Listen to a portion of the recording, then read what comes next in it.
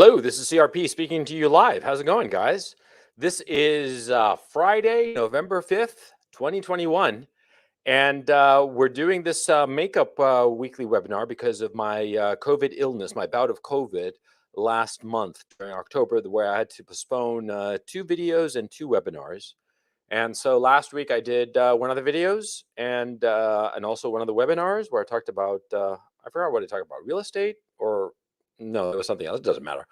And today, this is the second webinar, and tomorrow is the second video, which will be, it's already been recorded and edited and uploaded, and it'll pop up on your feed, on your Patreon feed, tomorrow at, I think 9 a.m. I scheduled it. Okay, 9 a.m. Eastern.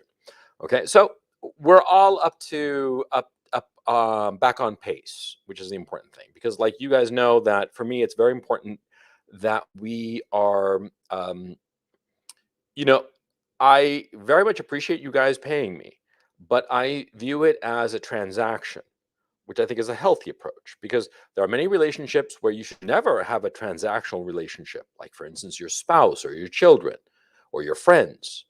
But in other respects, like insofar as content creator and content consumer, I think a transactional approach is the healthy one, where you have these content creators who are just basically, please give me money, please give me money, and what are they giving in return? Nothing. It's sort of like a charity thing. I don't particularly care for that. I much prefer to have this notion of like, 4 videos per month and, for one tier, and a deep dive webinar for per month for a $10 tier, and it's very clear and it's very clear. I like that. I like that clarity. And of course, what happens is that when you get sick, like I was, then the whole thing gets a little bit smushed. But anyway, the important thing is that by this Sunday, we're back on pace, and we'll just keep on rolling. So anyway, today I wanted to talk about psychedelics. Now, I did a video for Patreon about psychedelics before. I posted it back in June of 2020, I believe, or around there. It was back in 2020, over a year ago. And I haven't taken any psychedelics since September of 2020. And, so it's been 14 months. And I've thought a great deal about the whole psychedelic experience that I've gone through. I'm thinking of going back on a cycle of trips. And I'll discuss the trips that I took between 2019 and 2020, my reactions to them. And also I'm going to talk about psychedelics in general, the state of the research, the whole thing. This webinar is going to be a deep dive in this particular issue. I'm going to focus it on my subjective opinion and my subjective experience, rather, more than the science. I mean, the science, if you're interested in the science of psychedelics, just go to Wikipedia. The article on psychedelics in Wikipedia is very, very good. It gives you all of the chemistry and what's going on insofar as psychedelics and how it's affecting your brain. But I figure that you guys aren't really interested in that. You guys are interested in my opinion about psychedelics.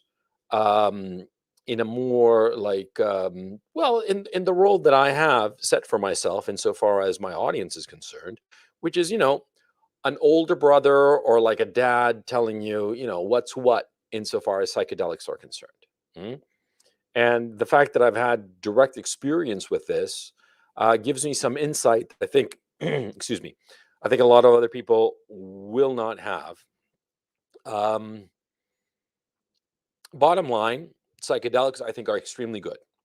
I think that they are extremely useful drugs for normal people, not for people who are crazy, but for normal people, for people who have, excuse me, who have normal problems. Sometimes they worry too much. Sometimes they're depressed about this or that. They're depressed about some girl that doesn't want to sleep with them, the usual shit, but fundamentally normal. And we all recognize more or less what is normal. Okay. Most of us are normal. I mean, most of us fall within one standard deviation of what would be considered psychologically normal. The vast majority of us. There are relatively few people who are crazy who should not take psychedelics, in my estimation. Psychedelics are drugs for normal people, and they are very useful in my estimation. And I'm going to explain why. Okay, so let's get cracking. You guys don't need to see me, so I'll just put just the slideshow for the time being. And I expect this to last 60 to 90 minutes or so. And then after that, I'll take all your questions and discuss it. I prefer your questions and comments to be about the topic at hand. Okay. After we've gone, I don't know, half an hour, 45 minutes of questioning, and if we're focused on psychedelics, then we can open it up to other questions. But I really want you guys to focus on psychedelics because it's an important topic. Okay. So anyway, let me get cracking here. Oh, excuse me. Hang on a second. Let me get some water before I flip the card here. Okay, so a sober discussion of psychedelics. Now, the important thing, what are psychedelics? Psychedelics are drugs that trigger non-ordinary states of consciousness. Now, there are various classifications of them that you can find in the Wikipedia article, but the big ones are mescaline, LSD, mushrooms, psilocybin, and DMT. There are a whole host of other chemicals that more or less accomplish the same thing. Special K is one of them. Special K is ketamine. Mhm. But those are the principal ones. And in my own experience, I took mushrooms and I took LSD. So, and also ketamine. But that was an accident, and I'll get to that in just a moment. Now, what happens when you take a psychedelic? Well, you hallucinate. You have hallucinations, visual hallucinations, sometimes auditory hallucinations as well. But what's actually more important is that your consciousness changes. It's like a shift in your perception of reality and a shift in the perception of yourself. This is the important part. Because when I was a boy, a very young boy, like 13, 14, I took a little bit of acid, like on 3 separate occasions with my friends. And at that age, I was too young. I just didn't have a formed consciousness. Um, and so I only experienced and focused on the hallucinations, giggling about it and thinking it's so cool. I'm hallucinating and seeing stuff. And also, what happened was that I took these half tabs of acid with my friends. We were all together. And so, even stoned, I was very self conscious. And so, and I know that my friends were as well. And so I wasn't really able to explore my consciousness, limited though it was, because as a 14-year-old boy, your consciousness is extremely limited. And so it was a waste of time. I saw, pretty images and whatnot, but it didn't really affect me in any kind of measurable way. Mhm. But as an adult, as a 52-year-old man, 51-year-old man, when I took psychedelics, it has had a profound effect on me. And I wish I had taken psychedelics in my 30s, to tell you the truth, my late 20s, early 30s, when I was coming into my own. I think it was a mistake that I didn't. Okay. Now, a thing that has to be understood about psychedelics is that they are non addictive. You're not going to be jonesing for your next hit of LSD. Nobody does. Anybody who claims that they're addicted to LSD, they're lying. They're just lying, and it's just not true.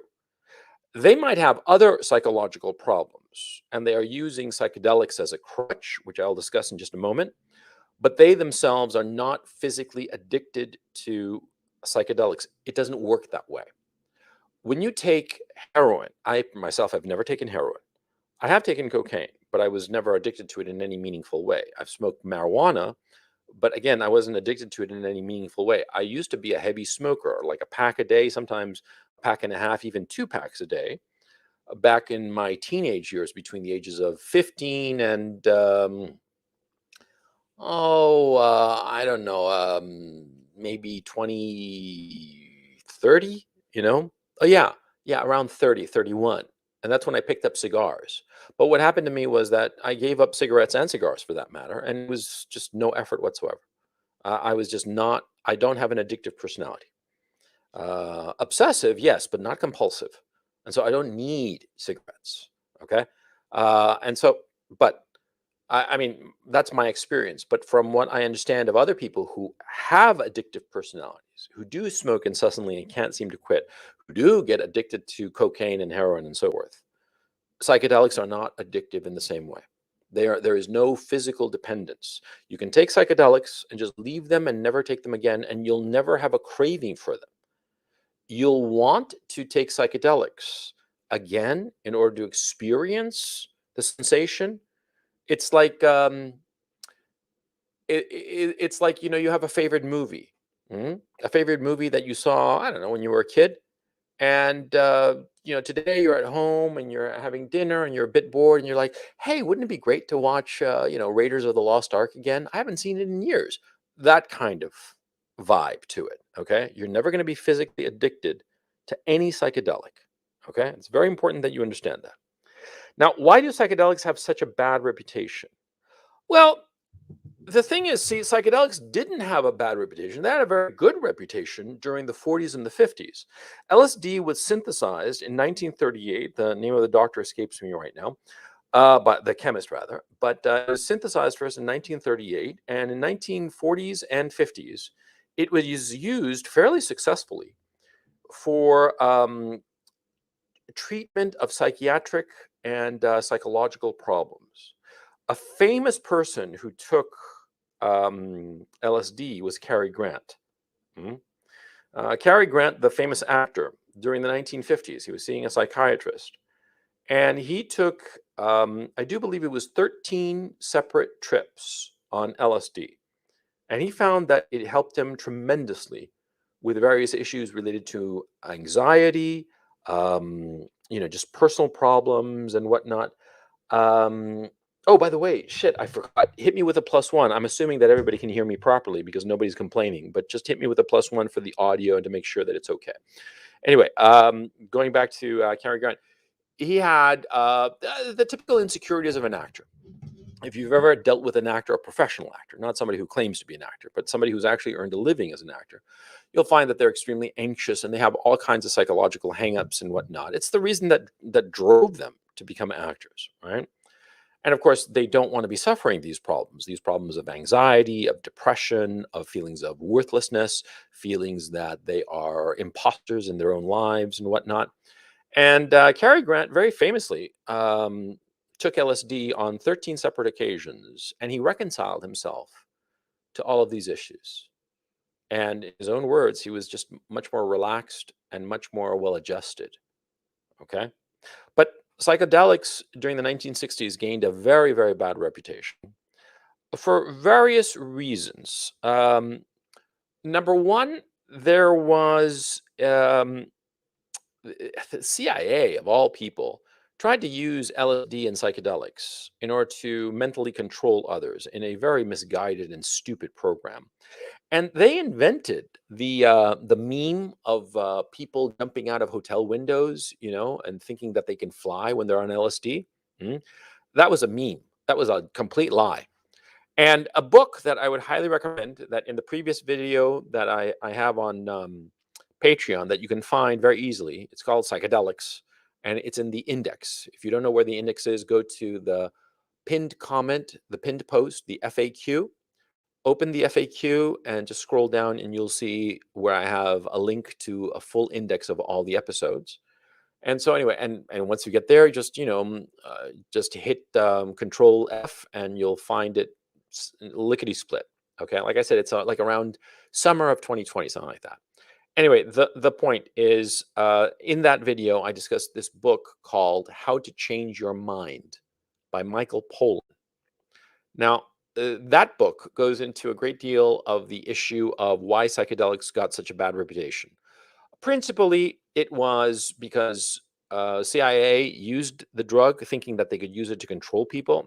It doesn't work that way at all, on the one hand. On the other hand, a lot of people in the 60s started learning about LSD, especially through Timothy Leary, the professor at Harvard, who learned about it. He was a he learned about it from the chemistry department at Harvard, and he popularized it, but he popularized it in a very destructive way.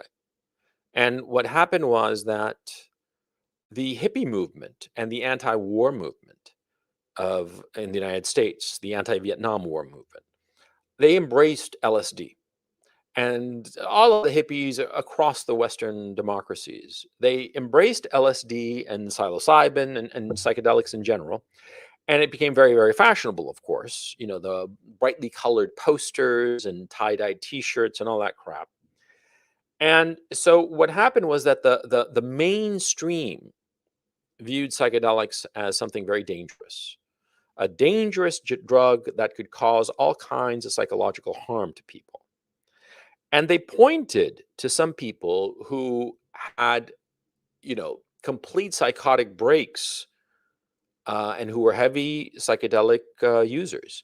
The most famous case is Sid Barrett. Sid Barrett had his break in the early 70s before this whole 60s hippie movement. I mean, after, rather, this whole 60s hippie movement. But Sid Barrett is sort of like the poster child. He was a guy who was like a musical genius. He took a boatload of acid and went crazy. And the fact is that Sid Barrett had severe psychological problems long before he took his first trip on acid, long before he took his first psychedelic. He had severe problems. I mean, real problems, psychiatric problems. And the consensus seems today, after the fact, Sid Barrett died a few years ago, but he was incapacitated after, I believe, 1972. Well, and for those of you who don't know, by the way, Sid Barrett was the principal songwriter and guitarist for the band Pink Floyd back in the late 60s, early 70s. Pink Floyd was an extremely influential band, underground band in London at that time.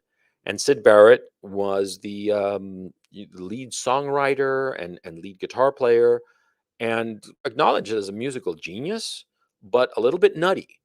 And when he lost his mind completely in 1972, at that time he was taking what was it, something like 250 micrograms of LSD a day. I mean, the guy was tripping all day, 24/7. Okay, and the consensus today, after the fact, like uh, um, a forensic analysis of his condition is that most people today believe, doctors who have examined his case history believe that he was taking LSD as a form of self medication, trying to control the psychotic voices that he heard in his head, because he really did hear voices in his head and not the cool, trippy, audible hallucinations that you experience when you're tripping on LSD. No, he heard voices like, psychotic break kind of schizophrenia kind of situation. See? And poor Sid Barrett, he lost his mind, but he was an example and became the poster child of, what happens when you take the big bad psychedelic drugs, LSD, psilocybin, mushrooms, etc. Okay. And there was the other obvious monetary issue because you see, LSD, it's not patented. Okay. Nobody owns it. Anybody can manufacture it. And it's fairly simple to manufacture. And so because of it, there's no real money to be made in it. And so pharmaceutical industries were just not keen on it because they want to sell drugs for mental health issues, sell drugs that are patented and that can make them money. Prozac, for instance, just to give one example, is a patented drug that makes the company that owns that patent a lot of money, a lot of money. And so they want to prescribe Prozac as much as possible, and they want to make as much money as possible. And the thing is, see, early studies, do keep in mind, in the 40s and 50s, scientists, doctors were studying psychedelics very, very carefully. And what they were discovering is that a lot of normal people with anxiety, depression, with different different mental health issues that were not that serious as say schizophrenia that Sid Barrett had, but just normal run-of-the-mill depression kind of thing, they reacted very, very positively to LSD. And what was key is that not only did they react very positively, but that their treatment ended. And this is crucial. And this here you're going to understand everything. You see, a pharmaceutical company doesn't make money when you're cured. A pharmaceutical company wants your illness to be chronic. Goldman Sachs, the investment bank, in some presentation famously stated, is curing patients a long-term business model? You see the point. These pharmaceutical companies don't want to cure you. They want you to be on their drugs forever. And in fact, we are seeing that now with a certain injection that a lot of people are taking, that they thought that they just needed the 2 shots, and now it's a third shot, and in some places a fourth shot, and in other places they're already talking about a fifth and sixth shot. Not kidding. Okay. And of course, the companies that manufacture these drugs, they're very, very happy, making a lot of money. But the patient is curing a patient a long-term business, a sustainable business model. That's it, the sustainable business model. These people are pigs. The pharmaceutical companies, they're pigs. Okay. Uh, the largest civil settlement, class action settlement ever, was Pfizer for 2.3 billion for some drug that they were giving that they knew caused heart attacks and killed people. They knew it, and yet they kept on selling it because they were making money. And in fact, the $2.3 billion settlement and fine, it was like a speed bump. I mean, $2.3 billion that they had to fork over cash, and they could afford it. Think how much money they're making on their fucking drugs. Okay. And so the pharmaceuticals companies were not keen at all on psychedelics because the early data in the 40s and the 50s basically said that you take these drugs and you're going to get cured of your problem and you're not going to have to take them anymore. You're not going to be addicted to them. And that's that. You had your run with them, you got better, and it's over. So the pharmaceutical companies, they didn't want this because there's actually no way to make a psychedelic drug that you can patent that is chemically similar enough to induce the psychedelic effect, but different enough that you can get a patent for it. Okay. The drug companies have tried, by the way. So that's the problem. Pharmaceutical companies, they lobbied to make psychedelics illegal, and they were joined by the psychiatric and therapist lobby because the same thing. See, psychiatrists and therapists earn money from repeat customers. I actually went to a psychologist back in 12th grade.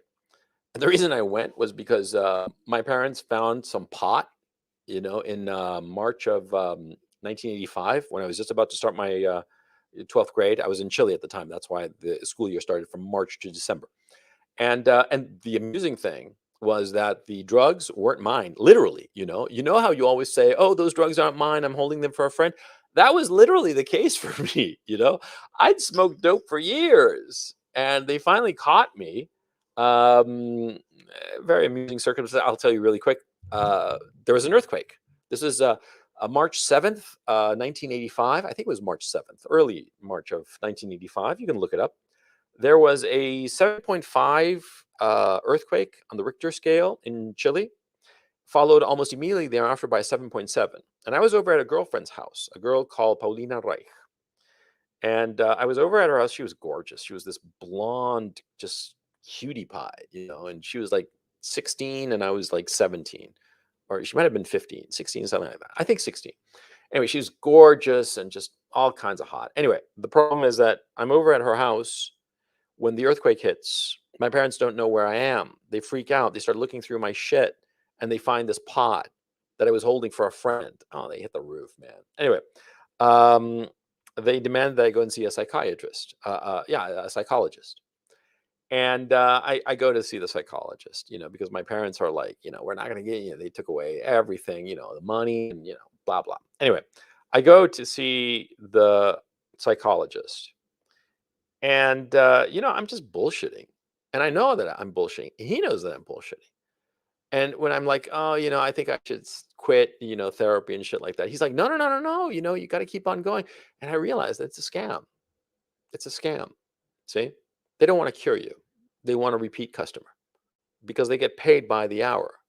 And if you quit going, all of a sudden they have to fill up that hour. See, it hits them in their bottom line. And that's a fact about psychiatrists, about therapists. when I was in Los Angeles writing for the movies back in '87, I was extremely unhappy, and I went to a psychiatrist for a couple of sessions, and same thing. I was getting nothing out of it. I was just talking, and I didn't feel I was learning anything or any kind of insight or anything like that. And I was getting hit with a bill for like $200 back in the day. That was a lot of money. $200 per session, and he was like saying, "Oh, we should do like 2 per week. That'll really help you." And I'm like, "How the fuck is this shit helping me? I'm just spending a lot of money and getting nothing out of it," because I really wasn't. And so I realized this whole thing is a fucking scam. And the cure for my depression, by the way, in LA, I just moved to New York and started partying and meeting girls and having a good time. And depression cured. The feeling fit as a fiddle. You know what I mean? So anyway, the point. Um, the pharmaceutical companies, psychiatrists, therapists, they all have a vested interest in having chronic patients. They do not want to cure anybody. They cure somebody and they have lost an income stream. And that is a key issue with psychedelic drugs insofar as people with run of the mill, low level mental health disorders. They cure it. That's the problem.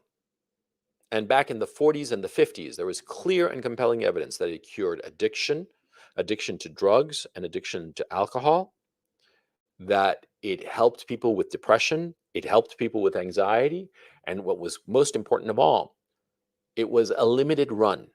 You would take these drugs for a limited amount of time and you would get better. And that's the problem. And that's why the pharmaceutical industry and the psychiatric and therapist lobby, they all lobbied hard to besmirch psychedelics, to make them, anathema to normal people. Precisely the people who would benefit the most.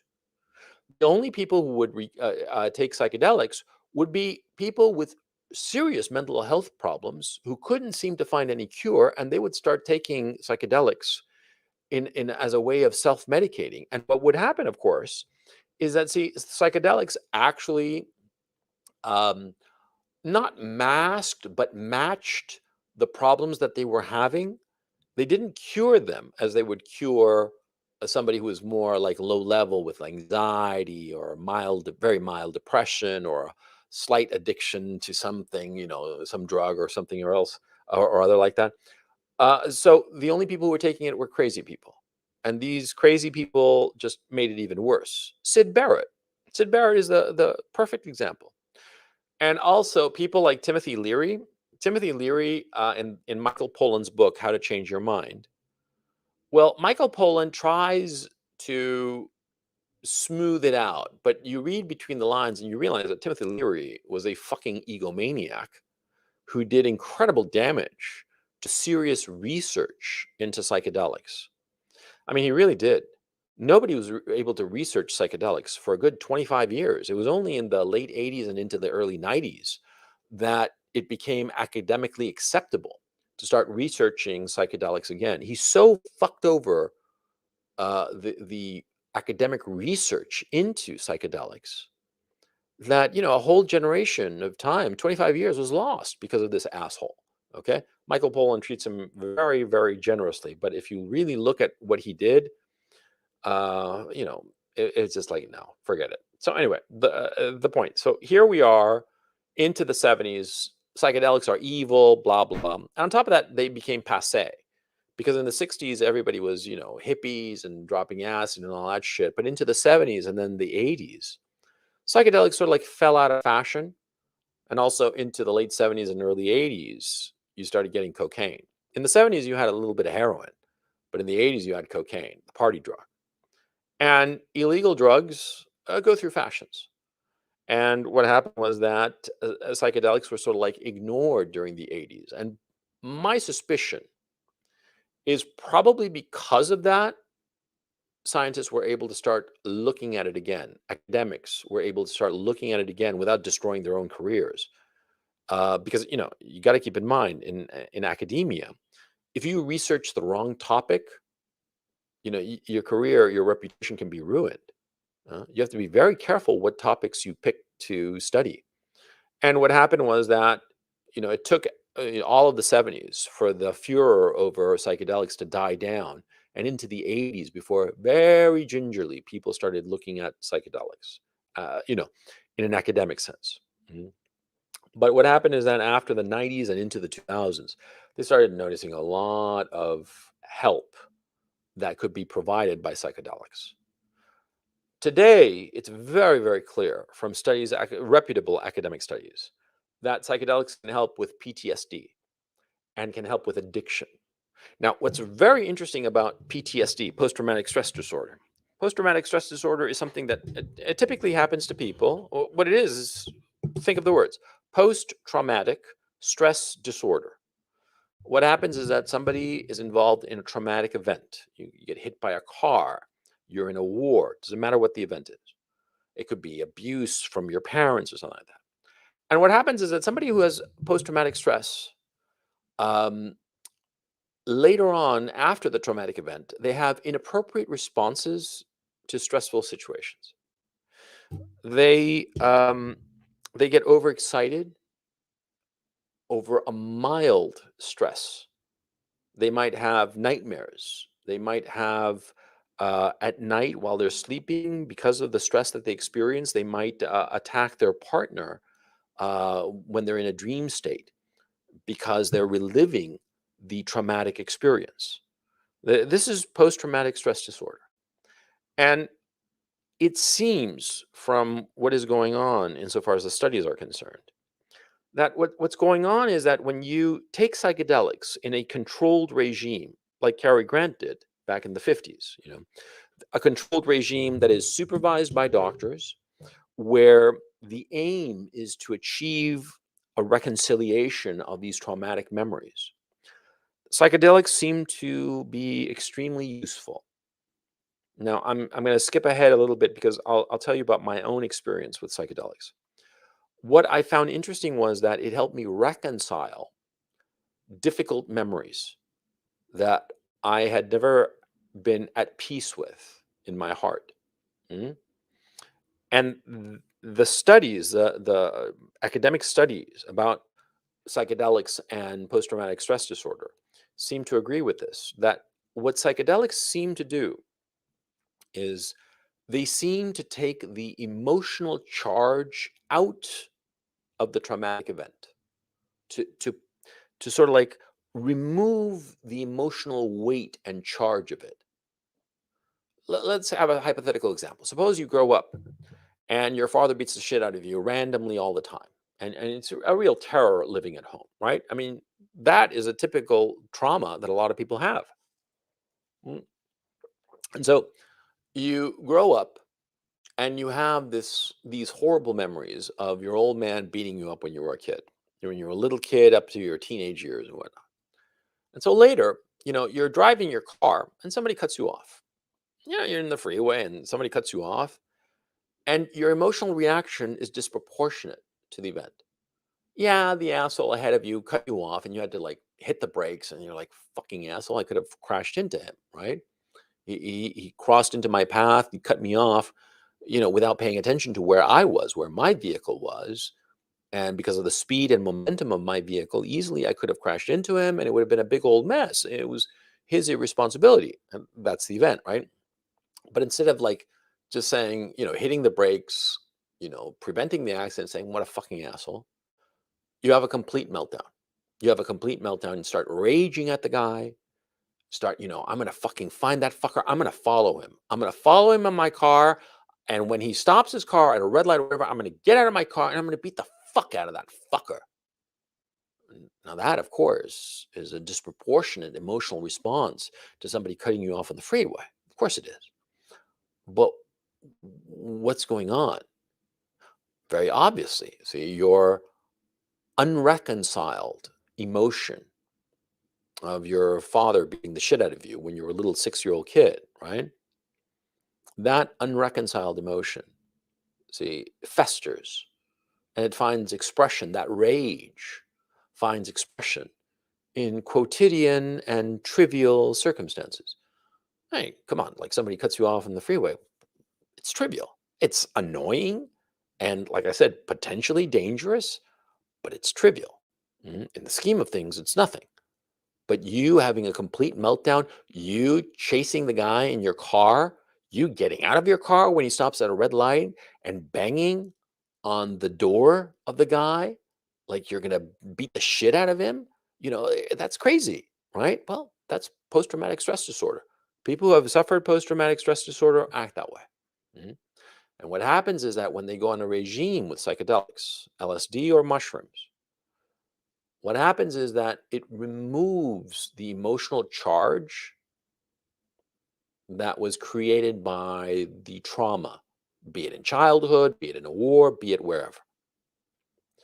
And the patient, from what the studies have shown, that once they get into a certain groove and they've taken psychedelics enough times, they are able to unemotionally examine the trauma. And of course, what happens is that they do not react so emotionally with such an emotional charge whenever some random little frustration arises. They get cut off by the asshole in the car ahead of them or whatever. They just don't react the same way. They don't have that emotional charge because what's going on is that the traumatic event, see, remains in the memory, and the emotions of it, okay, remain, and they fester and they need an expression. LSD or psychedelics generally seems to remove these emotions, remove them, not in a destructive way, but rather just sort of like pushes them aside, and the emotion sort of like fades out. It's removed from the traumatic event. I mean, I know what I'm talking about because of my own experiences, not with post-traumatic stress disorder, but experiences that I'm going to discuss in just a little bit. And I understand what's going on. It removes the emotion from an idea, from a memory, from whatever concept you have in your mind. It's very powerful in that regard.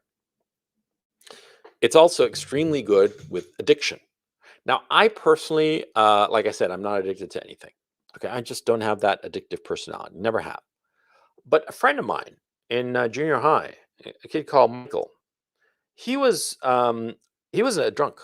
He was a flat out drunk. We were like 14, 15 years old, right? And we both played guitar and we were friends, but I was more dweeby. He was cool. He looked like a rock star. He had like lank blonde hair, black eyes. I mean, he was like blonde, blonde. He had like blonde eyebrows, but his eyes were black, and he had like a really pale skin. He was real skinny. He played guitar, and when he like play guitar, like his lank hair would like fall in front of his eyes. Like, all the girls were crazy for him. He was cool. He was just a cool guy, and he was drunk. He was a serious drunk. I would guess that, we took the bus together to school, and he was drunk half the time. This was Miami back in the early 80s, 81, 82, and he was a drunk. No fooling.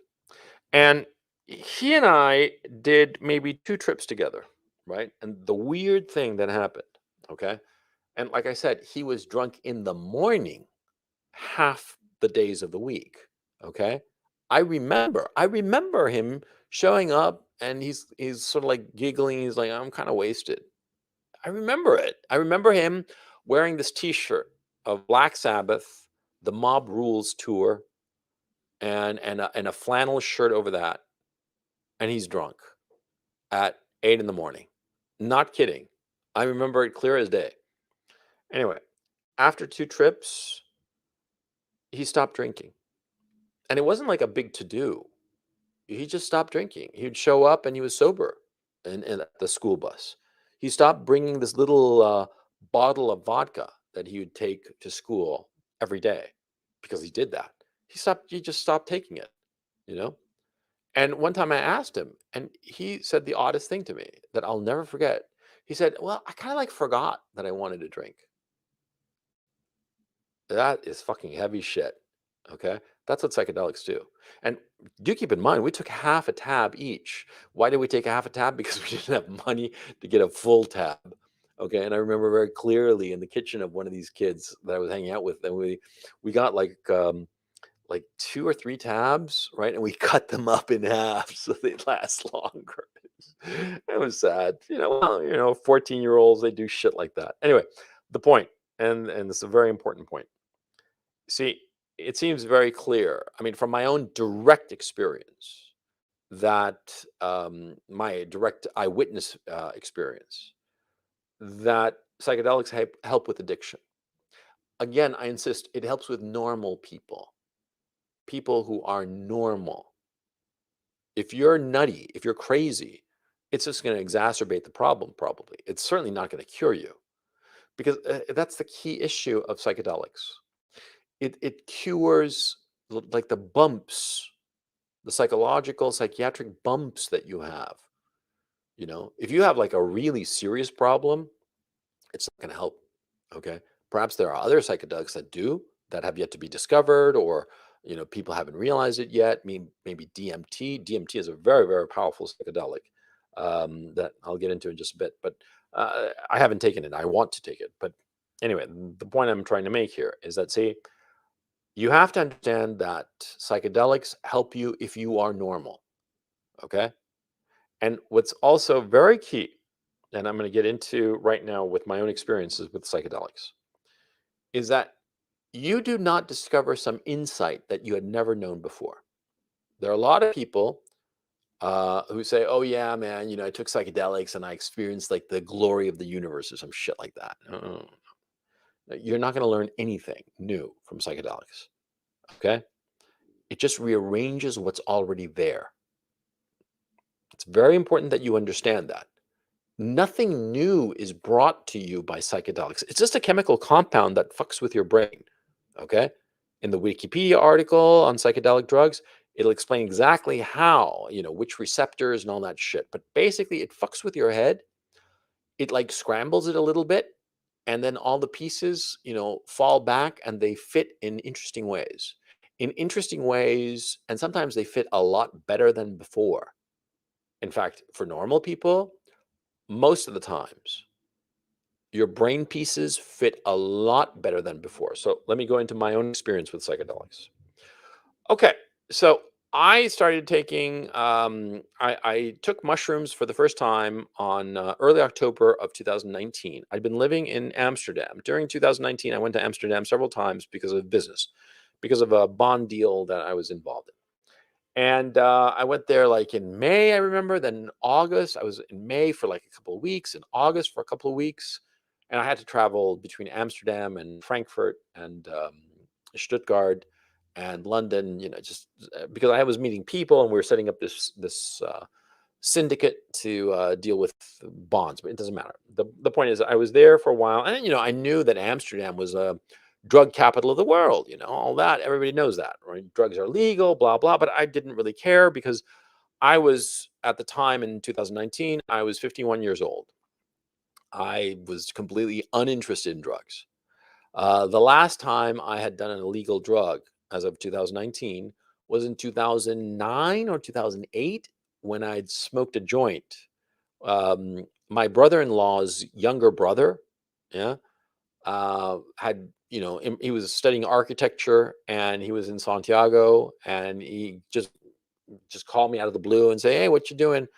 Nothing much. I'm at my apartment. Hey, can I drop by with some friends and shoot the shit? Sure, drop by.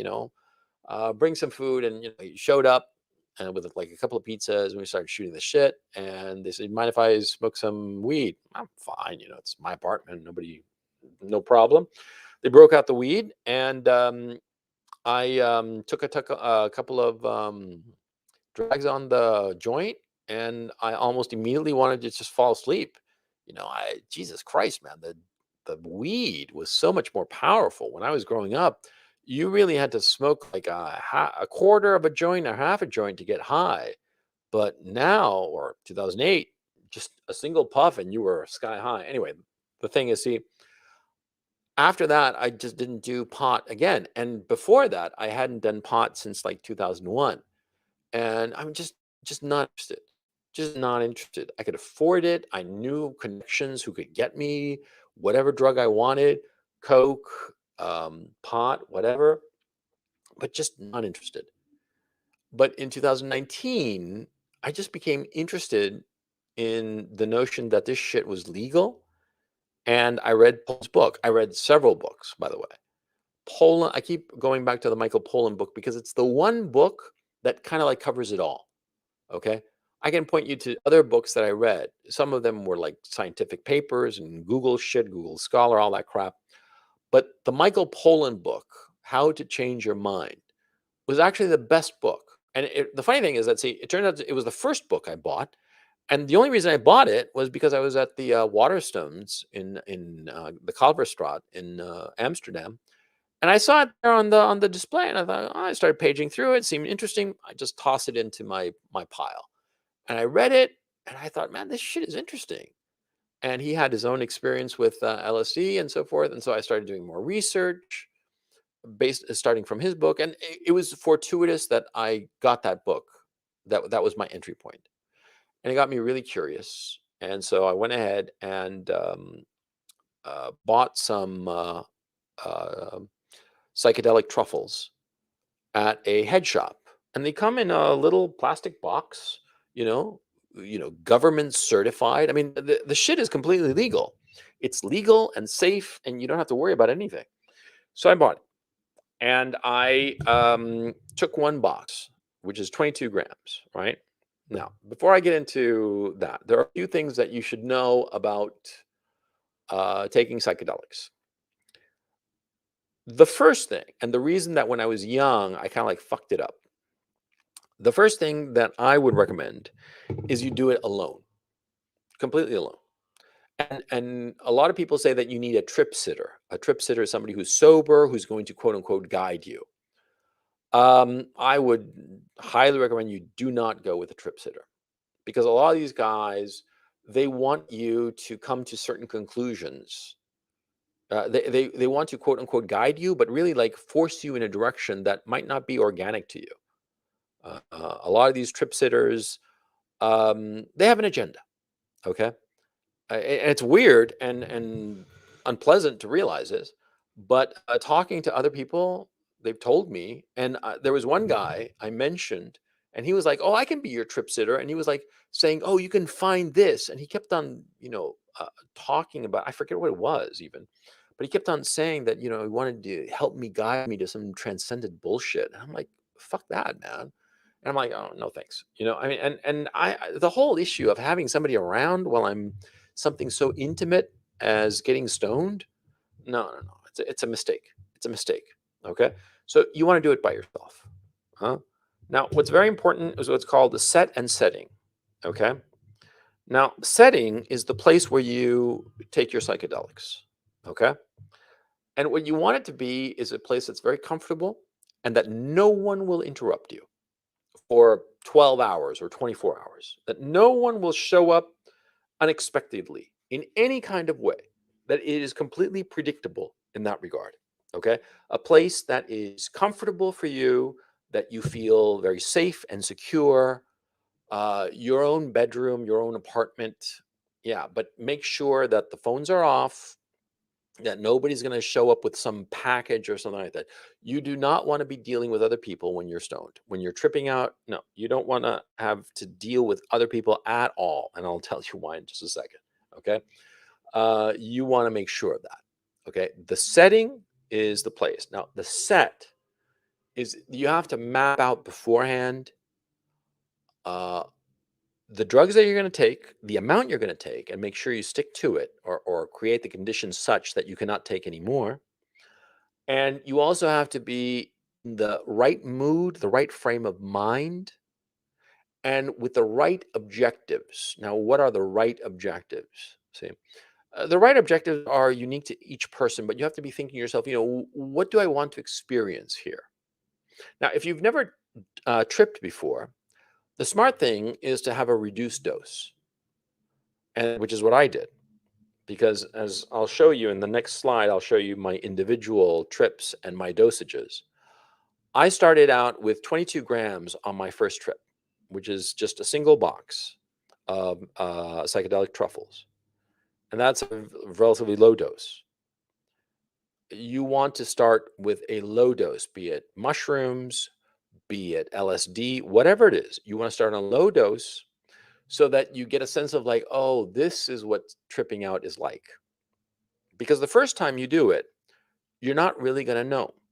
Now, of course, when I did it in the first time was October of 19, I'd done it back in 1980, 82, right? I think it was 82. But I just did it to experience the pretty pictures. Okay. It was not a psychologically valuable experience. I was with my friends. It was I was a completely different person. It was nearly 40 years before. Okay.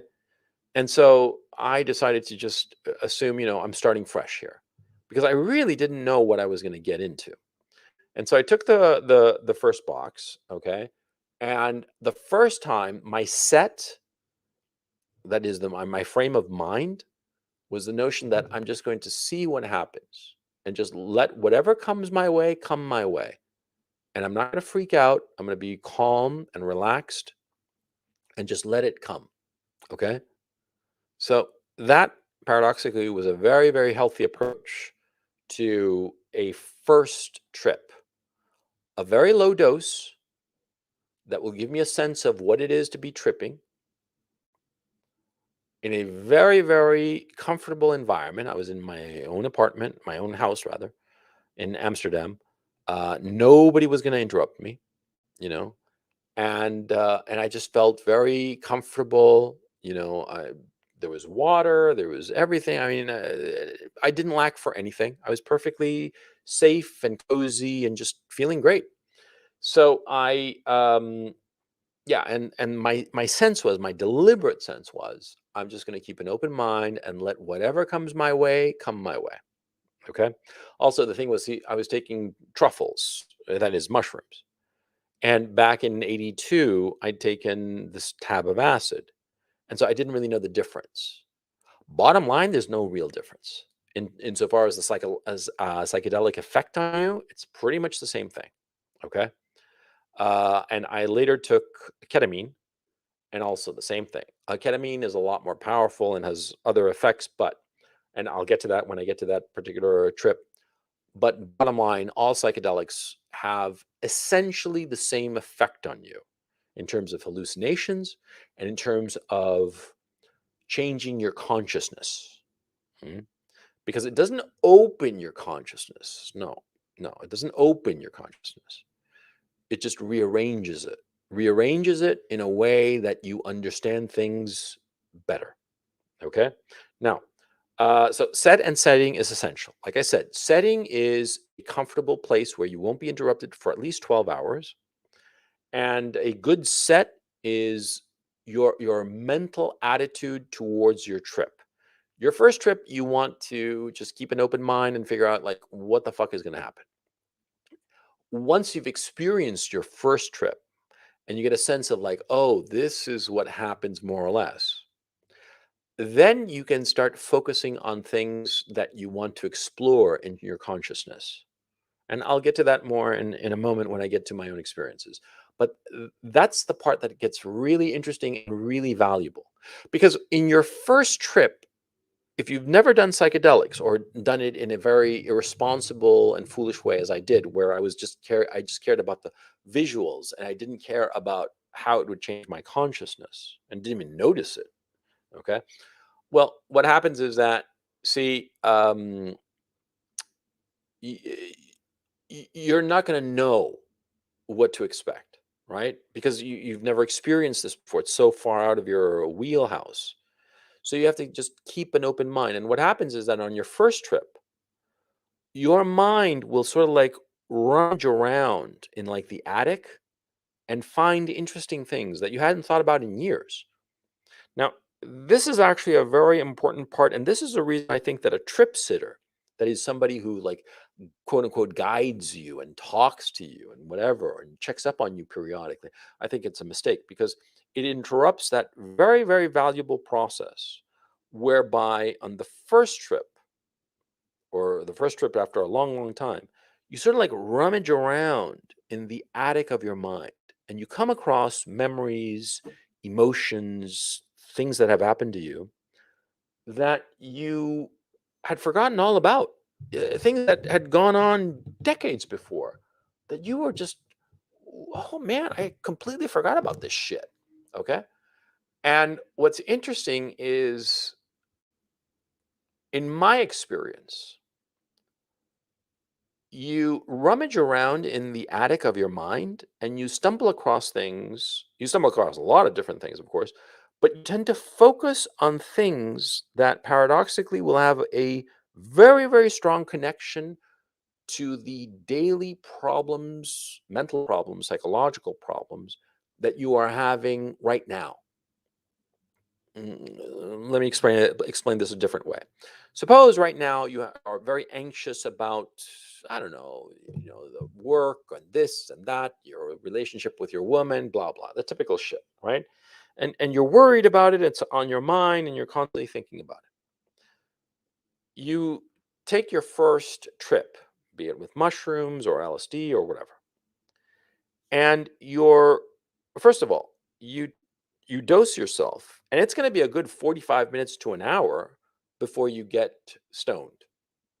And at first what'll happen is that you'll think to yourself, wow, this shit was a dud, man. I took this shit, at I don't know, noon, and here we are, 12 15, 12:30, nothing's happening. What the fuck? It's a dud, right? But around like 12:45, 1 o'clock, then you're going to be coming on to it. It takes a while. Okay. There's a certain psychedelic DMT that it hits you right the fuck away. Okay. And DMT, as I understand it, I have not taken it yet, but I want to. It's you have to smoke it and you have to inhale it, but you have to inhale it 3 times, not just once. You have to inhale it 3 times and inhale it quickly, because what happens is it hits you like a freight train. Okay. By the time you get hit with the third, you're out like a light. You pass out basically, and you're tripping. You're tripping the light fantastic. Okay. I mean, you are really fucking out there. Um, Almost immediately. Some people, in fact, and this happened to Michael Pollan. He took DMT, but it wasn't a very satisfying experience, because what happened was that he inhaled the first hit and he sort of like paused. And in that pause, he got hit by the effects of DMT. And so he didn't really experience a full DMT trip. He found it rather uncomfortable, because he sort of like he said it was like suborbital flight. And it was Joe Rogan in an episode where Michael Pollan was on Joe Rogan's show, which I saw long after I'd read the book, where Rogan told him, "Dude, you should have done like 3 hits in a row. Don't pause." Okay, but DMT is a special case. Mushrooms and LSD, which is what most people take, it takes a good half an hour, 45 minutes, or longer. Okay, so you got to understand that it's not going to hit you right away. Now, the first time you wait half an hour, 45 minutes, or an hour even, and you'll start noticing that you're high. Now, you'll start to notice it at first, and you're not going to be really sure. You're going to say, am I high or what? You're high. Okay. When you start questioning whether you're high or not, you're high. Okay. Of course, at the time, you're not really going to be sure. But then, you're going to start to realize that, everything feels funny. Everything feels a little bit off kilter. You're stoned. Okay. And slowly it builds. Okay. LSD and mushrooms do not hit you right away. DMT does. Ketamine does. In fact, ketamine needs to hit you right away, because it's not really a psychedelic. It's really a pain relief medication. And I'll get to it in just a second. But mushrooms, psilocybin mushrooms, and LSD, which are likely the most common, they're most easily found, and the one most likely that you will take if you decide to take psychedelics, it'll be like half an hour, 45 minutes, an hour. You'll slowly start to come on to it. Mhm. And in the first experience with truffles that I took 22 grams. And what happened was that the first time, I didn't know what was going to happen. So I took this limited amount. I took it, and slowly I built up to it. Slowly I got more and more stoned. And slowly I got this sense of like, oh, I'm like rummaging in the attic and finding interesting bits. And I'd find these interesting bits, and I'd see a clear connection with what was happening in my life at that moment. And that was the valuable thing about psychedelics, that you'd find these new connections. Now, the way I would characterize, well, I'll get to that in a moment, because I was going to explain what it feels like when you're totally stoned on acid after multiple trips. Okay, but that's a little bit later. Let me go through my list first, and then we'll go into the individual trips that I took. Um, uh, like I said, the first trip you're not really going to know what's going on, but for the second trip, you'll know what's going on, and you'll understand that you're going to be able to guide your trip before you take it. That's the issue of set. See, it's what you have in your head that you want to focus on. And it's always a smart idea to have a clear thing that you want to focus on for your trip. See, because the visual hallucinations and all that shit, that's fun. Fuck yeah, it's fun. But it's not what's valuable about a psychedelic experience. What's valuable is the psychological insights that you discover about yourself. And so, therefore, in the first trip, you're going to be like rummaging around in your head. And second and third and fourth trip, that's when you have to start focusing on things that you want to explore specifically.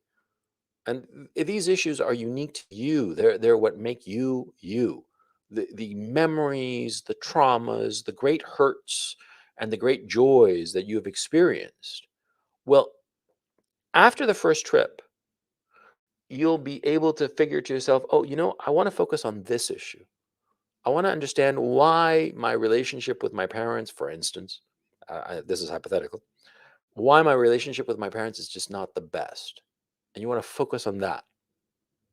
Or, for instance, you want to focus on why am I not living the life that makes me happy? What's going on? You know, you want these questions to be open-ended, but sort of like giving you a direction. You're sailing a ship, for instance, right? You don't have to know exactly the bearing that you have to go on the whole trip. You just have to know, well, we're going basically west. You're crossing the ocean from London to New York on a boat, right? Does it matter the exact bearing? No, just general direction. We're going west. Oh, sometimes we'll drift a little north and sometimes we'll drift a little south, but it doesn't matter. We're going generally west. That's the mentality you have to have. You have to be thinking to yourself, generally going in that general direction, and let it go wherever it goes. But that's the general direction. Okay, and you got to keep that in mind. Not be obsessive about it. Just have a clear notion. It's smart to write it down on a piece of paper. Sometimes you can become very confused that you want to, I mean, before you're tripping, you can be thinking, well, I'd like to think about this, but I also want to examine that. And sometimes you can just put like 2 or 3 different items. And what'll be surprising, and then not so surprising as you have more experience tripping, is that these seemingly contradictory issues are all part of the same issue. And that's the beauty of the psychedelic experience, that a lot of times you think that you have multiple problems. And what you discover when you trip is that they're all the same problems. And you discover the connections between these things that seem very disparate that are going on in your head. And this is the extraordinary aspect of the psychedelic experience. Because your conscious mind is a lot of times blind to the fact that the various problems that you are experiencing are all part of the same problem. And the same problem has a source. And if you can find the source in a psychedelic experience, be it the one psychedelic experience or the multiple psychedelic experiences, you can repair the damage. And these problems that you have, these multiple problems that you have, not only do you discover that they are all one and the same problem or that they're all intimately connected, but you discover that they are no longer a problem, that they become solvable. Okay? That's the beauty of the psychedelic experience. And that's why it's so valuable. Mhm. Because a lot of times we have anxieties, we have worries, we have concerns, and we have concerns here and there and the other place. Huh? And all of a sudden with psychedelics, we discover that they're all interrelated and they're all solvable. And this is the power of psychedelics. Okay. So the smart thing is to have a clear idea of where you want to go. of what you want to be thinking about in your life. Thinking about your parents, thinking about your past, thinking about your siblings, thinking about your work, thinking about whatever the fuck. Okay. And if it's multiple things that you can't really decide between two or three or four things, don't make a laundry list. Okay. I mean, don't make it like 20 items. Try to keep it short and brief because you are going to be stoned after all, right? So you want to keep just a few items. In my experience, like two or three items, no matter how seemingly contradictory. Okay. Don't worry about that. It could be that you're worried about, like, say, your motorcycle and wondering about your past when you were like in, you know, elementary school and worrying about your elderly parents. Those are the three big concerns, and you'll find weird connections between the three. That's the beauty of it. Because here's what's going on with psychedelics. Have you noticed a lot of times that you're talking to a friend of yours, somebody that you know intimately, a close friend, and he's telling you about problems that he has, and he enumerates them. And to him, they seem like these random problems that are befallen him, but you know him really well. And you realize that all these problems have the same source. You see his life more clearly than he does. And this happens to us all the time. We see what's going on with somebody else's life, and we understand it very, very clearly. We see their motivation. And there's the expression, the famous expression, you know, you can't see the forest for the trees. Yeah. The person living their life is so confused by the trees that they can't see the forest. But we who are not at ground level, we who are above it, we can see those trees, but also we can see the whole forest, right? This happens to us all the time. And sometimes we try to help this friend by trying to make him see, and he can't do it, right? Right? Okay. See, psychedelics allow you to pull out of that forest that where you're blinded by the trees and gets you so high that you can see the forest. That's what it does. See, it puts you in the position of a disinterested observer of your own life. And this is the beauty of it. See, because it allows you to look at your life objectively as it actually is. Mhm. Not blinded by emotion, not overwhelmed by emotion. Because everything that happens to us has an emotional component. We all experience different events, different moments, and we have an emotional reaction to it, whatsoever that situation may have been. Mm? But when you take a trip, that emotion is removed or subsumed or just quieted by the psychedelic drug. And it allows us to see things with an incredible clarity because the clarity comes from the fact that there is no emotion. The emotion has been tuned way down. It's been quieted.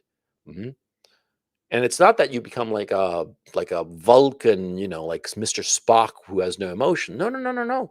The emotion is alive and well. It's just not attached to these items.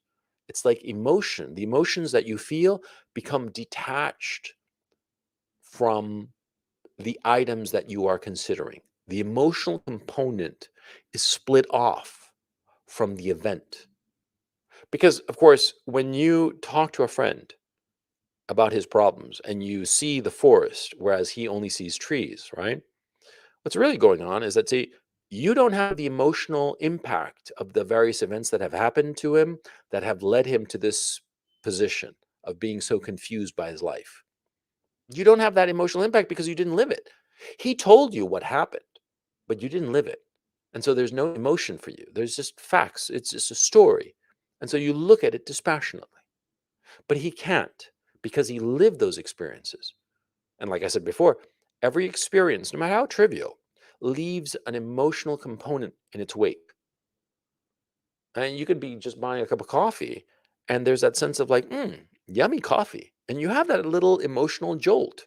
Whereas if I tell you about it, that, I went and bought a cup of coffee, for you, it's just a story. See, there's no emotion to it. See, psychedelics allow you to put yourself in that position of the disinterested observer who is observing your own life without any emotional baggage, emotional charge. Okay. Okay. So, um, the general note, right? Visual hallucinations don't prevent you from seeing reality. That's something that a lot of people get confused about. Okay. Now, do a favor for me. This is a very simple favor. You who are listening to me now, and by the way, let me just go back to the. Oh, there are 21 people. Oh man. Well, yeah, it's a weekday. Hit me with a +1 to make sure that all of you guys are hearing me properly and everything's copacetic. Okay. Anyway, I want you to do me the following favor. It's very, very simple. Take your hands, open your hands, and put them in front of your face. About I don't know, about a foot or so in front of your face. Now, put your fingers, intertwine them. You know, fit your fingers together so that there are spaces between your fingers. I mean, when you're looking at your fingers, you should see like diamond shapes of space between your fingers. Hit me with with an A if you're seeing what I'm seeing, okay? Because I'm doing it too. This is your hands are open, fully flat and open, and you've intersected your fingers. Your hands, the fingers of your hand are at like a 135-degree angle, okay? And your fingers are interlaced, and between your fingers you see sort of like diamond shaped spaces, okay? That's what you should be seeing. Yeah, hit me with an A if you're experiencing that, right? Now, once you have these fingers like this, bring your hands really close to your eyes, the fingers, and there's going to be fingers and spaces between the fingers, right? Now, once you've done that, you got them really close to your face, to your eyes. Raise them up and down so that you sort of like see reality through your fingers in the spaces between your fingers. You both see your fingers unfocused and you see the reality beyond that. Okay. Um, what the fuck am I doing? I should like put on my camera and I'll just show you. This is just stupid. Okay. And I'm going to look ridiculous, but what the fuck? See, your hands, open hands like this. Wait, let me just do a full screen. Hang on just a second. Um, there we go. Hands full screen, right? You bring them together like so, right? At roughly 135-degree angle and like that, right? Now, you bring them close to your eyes and just raise them up and down like that. Okay? As I'm raising them up and down, I can see the camera and the thing, right? Okay. I know it's a little bit idiotic, but that's what it looks like when you're hallucinating. You see things in like the foreground of your eyesight, and yet beyond, you can see reality. You can focus on the fingers, that is the hallucinations, and the reality beyond goes out of focus. Of course, because your depth of field insofar as your eyes are concerned, you can only focus on one thing, something close to your face or something far away. When you're hallucinating, that's what happens.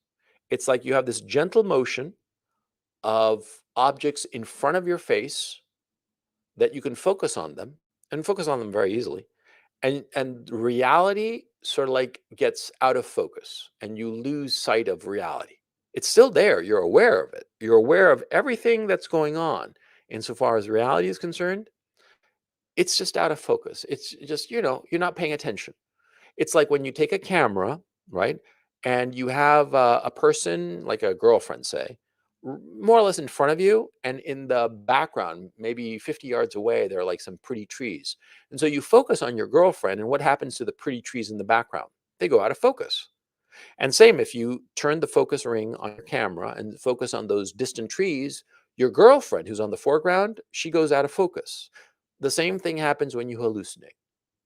Your attention can drift to reality or to the hallucination. And as your attention focuses more on the hallucination, reality goes out of focus. Or you can focus on reality and everything seems copacetic. Do you guys get what I'm saying? I mean, hit me with a +1 if this makes sense to you, because it's very important that you understand this. You never lose touch with reality. No matter how hard you're tripping, you are always aware of reality. Okay. You might have some odd notions about reality, which I'll get to in just a minute, but you never lose sight of it. You never lose touch with it. Okay. It's very, very important that you guys understand this, because a lot of foolish people say that, oh, you drop acid, man, and you're gonna not even realize where you are, and you'll wind up jumping out of a window. That old canard, that old urban myth invented by the CIA, literally invented by the CIA, by the way. I mean, like it's known, it's sourced, that the CIA came up with that idiotic idea that you'll jump out of a window, but you don't.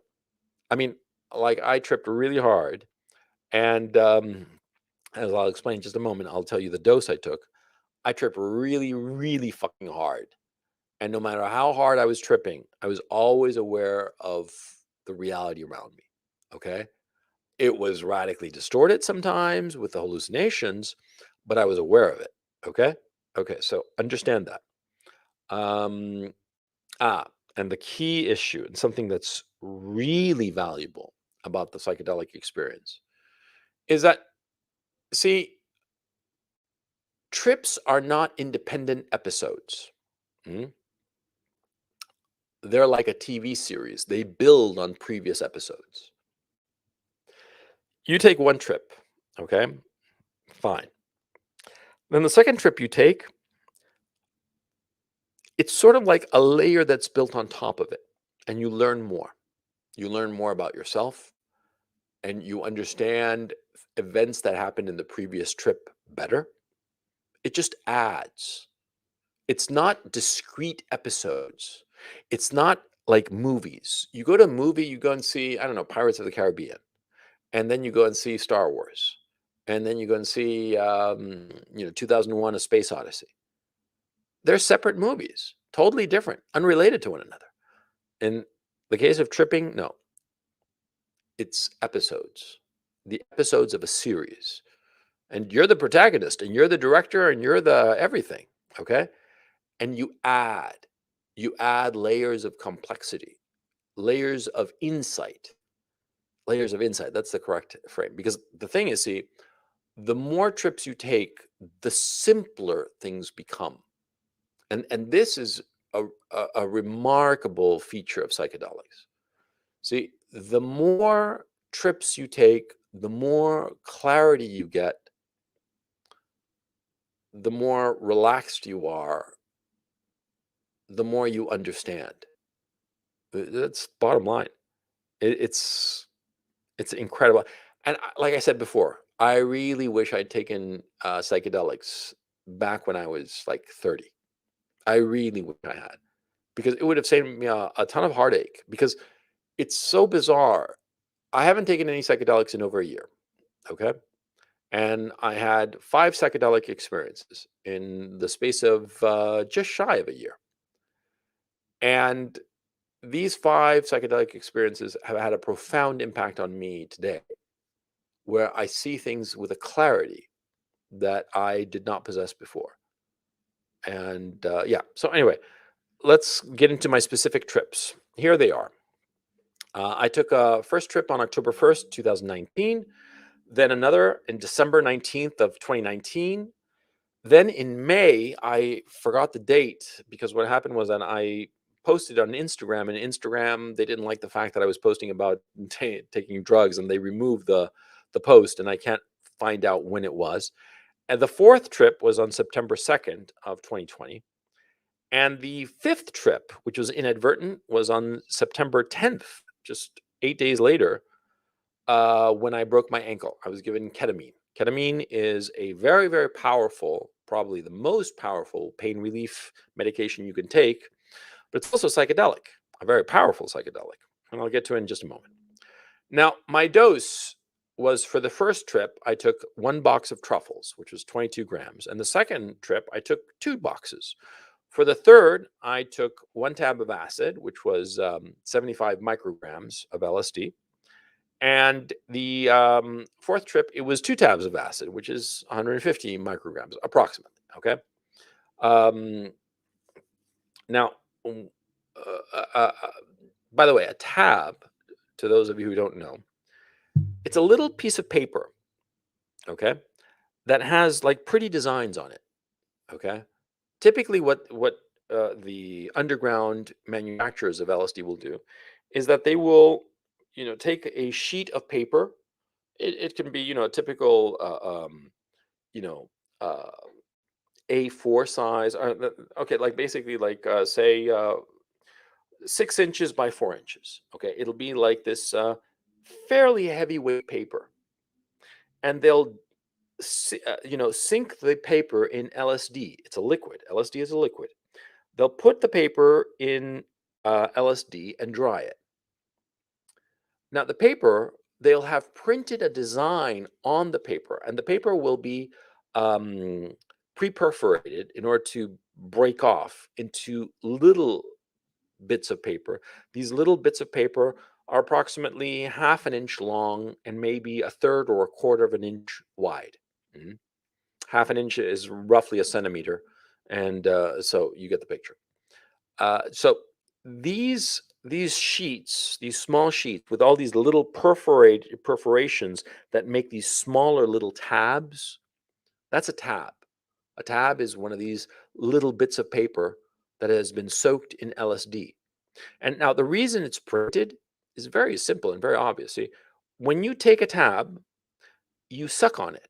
You put it in your mouth and you suck on it and let saliva dissolve the LSD off the paper. The reason it's printed is very simple. See, because the ink will come off the paper, but the ink will come off the paper after the LSD has come off the paper. And so what happens is that you'll know that you've dosed on LSD when you periodically take out the tab from your mouth and look at it. If it's all white, that is, all the ink from the pretty design has has come off the paper because of your saliva. That means that you're fully dosed. See, that's what's going on. And it's a very simple and very clever way to figure out when you have dosed yourself with LSD. See, so that's a tab of acid. Now, a box of truffles, it's just a little box, little plastic box about 2 inches per side. That is 5 centimeters per side. And it has a security tab, and you pull off the tab and open the box. And inside is a freeze dried bits of mushroom. And you eat these mushrooms. And psychedelic mushrooms are just mushrooms. Now, you don't fuck with mushrooms because if you're not knowledgeable, you can wind up poisoning yourself. Okay, psychedelic mushrooms, you want to get them from a source that knows what they're doing. Okay, now a lot of times mushrooms will be dried, and of course, when they're dry, they have more of an effect for the weight because mushrooms are, by weight 85% water. Mhm. You want to get high, you want to get a psychedelic experience from mushrooms that are raw, and you're going to have to eat a lot. But of course, if you have dried mushrooms, it's a lot less. Okay, I took dried mushrooms anyway, or semi-dried. Anyway, the point. Um, for my first trip, I was recommended Hang Massive. Hang Massive. I had written there in the slide. Hang Massive music. A hang drum is this metal drum that's been hammered out, and when you hit it at different points, it gives you different tones. It's a very soothing music. It's very, very good for trips, as far as I'm concerned. You don't want music that has a strong and repetitive beat to it. You want soothing music, easygoing music, Windham Hill kind of background music. Shit that does not require a lot of concentration, a music that will relax you. And dance music with a repetitive beat does not do that. Don't be foolish. You might like dance music on a regular basis, but when you're tripping, you don't want it because it's going to sound machine-like. It'll really distract you, and you'll wind up turning it off. I mean, ultimately, that's what's going to happen. Uh, I've talked to a couple of people about it, and they were like, "Yeah, I love going to clubs and all the rest of it, but when it gets like this repetitive music while I'm tripping, I fucking hate it." Yeah, yeah, you're not gonna like it. You're gonna like music that is soothing, gentle, but changes. But paradoxically, there's some hard rock music, like my favorite band Rush, but not every epoch, just like the 70s epoch, where that music really works when you're tripping. There's certain music that really works. Like for instance, Jimi Hendrix, in my experience, does not really work for tripping. Great guitar player and all the whole thing, doesn't really work. Some Beatles music works very well. See, but anyway, it's really mix and match. My experience and my recommendation would be Hang Massive. Hang Massive is just a great band to listen to. They're just a couple of guys on these drums, and it's very soothing, very good music. You can put it on a long playlist, without ads, because you want to have an experience that is, calm. And ads, by definition, they try to rile you up so that you'll buy their product, right? So anyway, Brian Eno music is also very good. Yeah. And so you put calm music that's not going to freak you out. You take the truffles, as I did, right? And the thing is, see, I took the truffles and I didn't think it was going to be that long, because it really did for me take about 45 minutes before I came on to them. Okay. And at first it was like a slow building groove. And as I was listening to music and just hanging around the apartment and doing this and that, I remember like cleaning it up and doing just little quotidian things like that. And then after must have been 90 minutes since the time I took it, that's when I was really coming on to the mushrooms. And I retreated to my bedroom. I had in my speaker there. Um, I was listening to the music, and it was like the afternoon, evening. It was already kind of dark, and I started hallucinating. Now, the hallucinations that I experienced are fairly typical. It's almost stereotypical. It's like ziggurats. You know ziggurats, those stepped pyramids? It's like that. It's like these stepped pyramids, but the pyramids are like tumbling in space. Mhm. What was interesting too is that as I took the LSD, as I took the, as I came on rather to the truffles, um, I started feeling more and more feline, which is the oddest thing. I just felt feline, and I fucking hate cats. I mean, I really do. I just hate them. I think that they're dirty. I just don't like them. I know that dogs are objectively a shitloads more dirty than a cat, but I hate cats and I think that they're dirty, and I love dogs. Dogs for me are aces, A dog is just like my best friend, my pal, you know. I had a dog for 15 years called Claire. I miss her so much. She was a great dog, and but cats, fuck them, I mean, if the Chinese are eating dogs, I'm outraged. If they're eating cats, I'm like, well, they gotta eat. So anyway, um, but I felt very feline. It was just this weird experience, which is very typical. And I started also hearing um, music that I invented that was extremely repetitive. With I'm not going to repeat it. I mean, because I can hear it in my head. And what's interesting is that this music, it kept repeating in every single trip except my impromptu trip when I took ketamine. But in the other three trips, when I took more truffles and then LSD and more LSD, I kept hearing this song, this repetitive little ditty in my head, like a little marching song. I mean, it wasn't like the whole thing. I mean, I mean, let me rephrase it. It wasn't during the entire trip that I would hear this, but it would be like a theme that floated in and out. Okay, and that's the thing that happens. See, on the first trip, I experienced visual hallucinations, very mild ones. No auditory hallucinations. I was clearly in my own head. I had not experienced ego death, which I'll get to in a moment. Now, it was extremely pleasant. I was stoned. I mean, now you're high. You feel great. You feel very relaxed. You feel without worries of any sort. You are hallucinating. Like I said, I saw these tumbling ziggurats. when I focused on them. When I didn't focus on them, I could see the reality around me. Okay. But I started making more and more of an effort to only see my hallucinations. And so that's why I wound up like in my bed, under the sheets. I remember at one point I just took off all my clothes. Just had the need to take off all my clothes. I mean, I was bare ass naked in my bedroom. Um, and I had a full length mirror. Never, never, never look at yourself in a full length mirror or any mirror when you're tripping. Okay. Because you'll start to like stare at yourself and just be a little bit wigged out by your own body. Okay.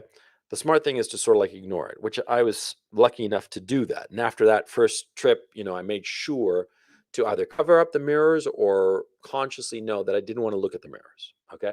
Because it just distorts your body and just throws you for a loop. Okay. So don't look at mirrors. Right.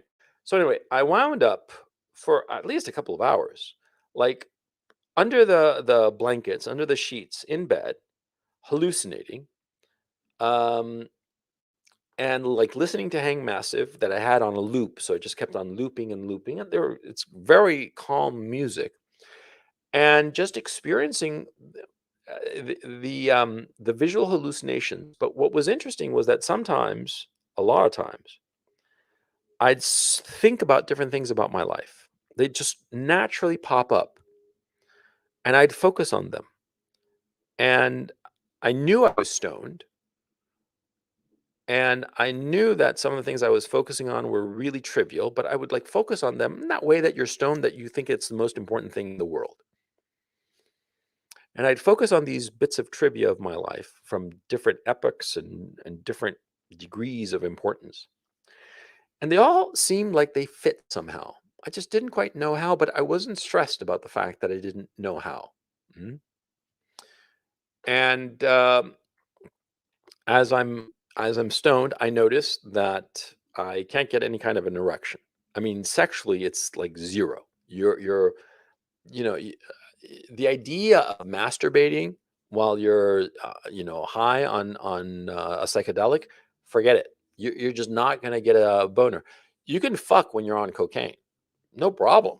Okay, cocaine is just a great drug to fuck on. Yeah, but like psychedelics, you have zero interest in sex. You're interested in cuddling because you're interested in the tactile experience. Because that's something that I started noticing. See, the reason I'd taken off my clothes and gotten into bed naked was that what I really craved was the feeling of the sheets, you know, going over my body and then changing it to the blanket. The blanket was like a woolen blanket that had a slightly rougher feel, like a wooden blanket does, right? And what I really wanted, and the reason I'd taken off my clothes, was I wanted to feel that across my back and my chest and my arms and my legs, the feeling of the sheets. Because, of course, when you're clothed, your clothes don't move on you, or they move very little, but they don't rub against you, right? But you can rub a sheet or a blanket across your back, like when you're drying yourself after a shower. You take the towel, and you ruffle up your head to dry your hair, and then what do? You take the towel, you take it in both hands and rub it on your back to dry your back, right? And you go up and down like that, and that's the experience I craved, the tactile experience. And it's, again, very stereotypical. It's very, very typical that people who are on psychedelics, they crave that tactile sensation. Mhm. And the tactile sensation feels a little bit more alive. It's like more sensitive than usual. Mhm. And you feel just, it feels fantastic. Okay, to rub sheets across your back, to cuddle up with a blanket, like to hug your own blanket and just feel it, like have the amorphous blanket like in your arms as if it were a woman, and between your legs and all the way down to your ankles, and just like rubbing it. It feels fantastic. It's just a fucking blanket. Yeah, of course, because your body is craving that that tactile sensation. And what's interesting is that that tactile sensation, it oddly connects to different ideas that you have. And the weirdest thing, see, different feelings of roughness against my skin and against different parts of my skin triggered different memories and different ideas that I had. Ideas that I had had for a long time, or ideas I hadn't considered in years or decades sometimes. Just different ideas, different thoughts, different memories. The tactile sensation triggered that, okay? And made me remember certain things. It was the oddest sensation. It wasn't synesthesia. Synesthesia is when your sensory inputs get crossed, and for instance, you can see colors with your ears and weird shit like that. Okay, it's that sense that your different sensory organs are experiencing non-normal sensory experiences. That you can hear colors and you can see music, shit like that. Okay. But that's synesthesia. It wasn't synesthesia. It was rather the tactile experience triggered and connected to memories or thoughts or ideas that I had had, but it connected them. It wasn't that I was confusing a tactile stimulation with an idea or a tactile stimulation with some visual hallucination. No, it was very clearly that the tactile feeling was connected somehow. And that particular patch of skin, when it was rubbed by a sheet or a blanket, created or was connected to a specific memory. It was the oddest thing. And all these memories that sort of like cropped up, many of them I hadn't thought about in years. Many of them were on my mind right that moment. Many of them were some things that I had been concerned about at that time, and others were things in several cases, there were things that I had forgotten that had actually happened to me. Uh, all these memories came up, but it wasn't like a drowning sensation. It wasn't like, oh my God, I'm overwhelmed by all this shit. No, no, no. It was just a very passive feeling like, look at all these beautiful things passing in front of me, all these ideas and memories. And what was interesting is that it made me aware of how full my bag of experiences is. Because when we're living our lives, we're focused on the problems going on in our lives. We don't think much about the past, and we don't think about other experiences that we have had. And so we tend to feel that our lives are fairly slim because we have a few preoccupations that we have in that particular moment. But when I was tripping, really, when I was sort of like peaking on the first time, it was all these memories from the past, all these thoughts from the past, all these observations that I hadn't considered in years, memories of people long forgotten, you know, and it gave me the sense that my life was a lot more full than I realized. And that was more or less the first experience. I mean, that was the first trip. And I slowly wound down. It was about 4 hours, 4 hours, perhaps 5 hours. Mhm. And it was a really good beginning, okay? Because I really didn't go into the stratosphere insofar as getting high, okay? It was sort of like a suborbital flight, okay? It was a test flight. Mhm. And this first test flight, it went really, really well. I was never anxious, never frightened. And that's why it's important that in the first trip, you have a reduced dose and you make sure that you are as calm and relaxed as possible. And deliberately, while you're stoned, try to maintain an even keel. By the way, you can do this. When you're stoned, you're not a slave to the whims of your emotions. You're not going to be like all of a sudden find yourself in an emotional hurricane. It's you can control your emotions and you can control your mood. Huh? And this is important because a lot of people who have never taken psychedelics, or a lot of people who are trying to shit on psychedelics for various reasons, usually ideological, but it's an ideological shitting on psychedelics that comes from the pharmaceutical industry and the psychiatric industry. that doesn't want psychedelics around because it fucks with their grift. You know what I'm saying? And so a lot of people have become convinced by this propaganda from the pharmaceutical companies and psychiatrists, and they're saying, "Oh, psychedelics are evil," without really knowing. Okay, so ignore those people. What happens is that, see, when you take psychedelics, or let me phrase this: if on the first shot of taking psychedelics, you take a massive dose, what's known as a heroic dose, okay? And 2 tabs of acid is 2 tabs or more, that's considered heroic. Now, you take a heroic dose of psychedelics on the first go, and what'll happen is that, you'll be so overwhelmed, but that of course you'll lose control of your emotions. It'll be overwhelming. So of course, don't do it. First time around, you do a suborbital flight. First time around, you take a limited amount of psychedelics, something that will get you stoned and that will get your foot in the door, as it were, but not something that will overwhelm you emotionally. Okay? Because as I'll explain in a little bit, when you take a heroic dose and you go through ego death, dude, you better have your shit together. Okay? You don't want that to happen on your first trip because it can happen that it overwhelms you and your emotions overwhelm you and you have a bad trip.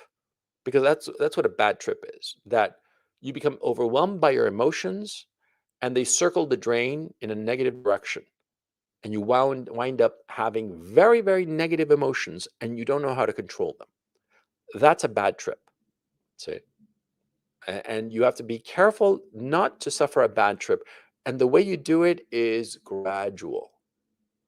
I mean, I thought about this a great deal, this series of trips, and that I knew that I wanted to up my dose step by step, just like those ziggurat pyramids, that those stepped pyramids. Yeah, up the dose step by step, controlled, not freaking out. Okay, trying to reduce the probability of a bad trip, because, like I said, a bad trip is when the negative emotions that have been unleashed by a very large dose of psychedelics, you don't know how to handle them and they overwhelm you. See? And I'll get to that in a minute and I'll explain to you how I avoided having a bad trip. Okay. So, anyway, this is the first, this was the first time. And a lot of stuff was stirred up that I thought about quite a bit over the next couple of months. A lot of different memories and a lot of different ideas that I'm certainly not going to go into because they're very personal. Because all the shit that rises up is stuff that actually matters to you. See? A lot of times you hadn't realized how much it matters to you. And a lot of times you wind up bringing up things that you had never really thought were the causes of a lot of the emotions and problems that you have today, but that once they were brought up by the psychedelic experience, you're like, this is fucking obvious. How could I not have seen this before? See? Because again, it's the issue of you and a friend. See, your friend can see you and your problems really easily because there's no emotional component to his analysis because he's gotten the information from you from the firsthand source, but without the emotional component. And so you who have experienced these emotions, they overwhelm you. But the psychedelics detach the emotion from the memory. And that's how you are able to see the memory in a much more objective way. Paradoxical as that may sound, you are tripping, you are hallucinating, you are stoned. And yet, in that moment, you have enormous clarity. You see the things of your life objectively. And here's the beauty, of course. After the trip is over, you haven't forgotten anything. You still have those memories, but without the emotional component. And this is the powerful thing of psychedelics. Mm? I mean, it took me a couple of months to understand that this was the issue because you see, after my first trip, I had brought up all these things. A lot of them had very powerful negative emotional charge, right? Things that had happened to me decades ago, and that still just were so infuriating. or made me feel so sad or made me feel so frightened. And yet, after that first trip, I brought out all these memories from the attic of my mind, but the psychedelics had removed the emotional component. Not removed it in a negative way or something, but just like detached it, just lowered the volume on it. Okay. And this was fucking powerful shit because I was able to examine these events without being upset, without the visceral emotional experience that I had had and that remained in my heart all these years and decades later. I could look at some event and I could be angry about it, but in a detached way. You know, like when you hear the story of your friend who got fucked over somehow, it's some great injustice. And for him, there's like a big emotional component. And for you, you have the same kind of like, you have an emotion. You're like, that was not fucking fair. What happened to my friend Johnny here? And you're pissed, but it's not pissed you. You're pissed at the situation, but it's detached. Yeah? Okay. That's what happened with what happens with your own memories when you take psychedelic, and that's what happened to me after this first trip. And it took me a while to do the second trip. I could have gotten, stoned whenever I want to, but I really wanted to process the experience, which I did. And what happened was that the second time I took 2 boxes of truffles. A big mistake that I made was as I was climbing to my high, again, it took like 45 minutes or so. Um, I thought to myself that I should be fucking around on social media, Instagram. At that time, I was sort of like into Instagram. That's a huge fucking mistake. Okay. And thank God, I didn't make a fool of myself, and I quickly shut it down. Don't ever, ever, ever have any fucking computer or phone or any shit like that around, much less on, when you're tripping. Never. Okay. For the same reason that you don't want to be interrupted. Okay. Because you're going to wind up doing something stupid. Okay. And it'll distract you. And I think that that's the main issue. It'll distract you from a very valuable experience. So don't fuck with a computer or any kind of internet shit. Just focus on yourself and mundane tasks. For example, a routine that I fell into for the third and fourth trip was that I cleaned the apartment. Like on the first time, I sort of like tidied up a little bit. But the third and fourth, I deliberately decided, so as to avoid my telephone or my computer, that I was going to deliberately clean up the apartment, tidy up the kitchen, clean some dishes, that sort of shit, while I waited to trip out. And that was a smart decision. Doing mundane tasks in that period between the time you take the psychedelic and when you come on to the psychedelic, that's the smart move. Some mundane task that is trivial and has to get done, that requires no intellectual effort. You don't want to be writing something or sending emails or some shit like that. No, fuck no. You want to be like washing dishes. Of course, you don't want to do anything that demands a great deal of concentration, like cooking. Cooking demands an amount of concentration. Don't cook, okay? If you want some food, have it prepared. Get chips and shit like that, okay? Don't take alcohol with psychedelics. Do not take alcohol. Don't take anything, on top of any kind of mind altering substance on top of the fucking psychedelic. That's just stupid and greedy, quite frankly. Just don't do it. Just do mundane tasks until you come on to the drugs, right? Now, the second time I took it, this was really, really interesting. Now, as some of you may know, I descend from a man called Jose Miguel Carrera. Jose Miguel Carrera was the first president of Chile, and he was a very romantic figure.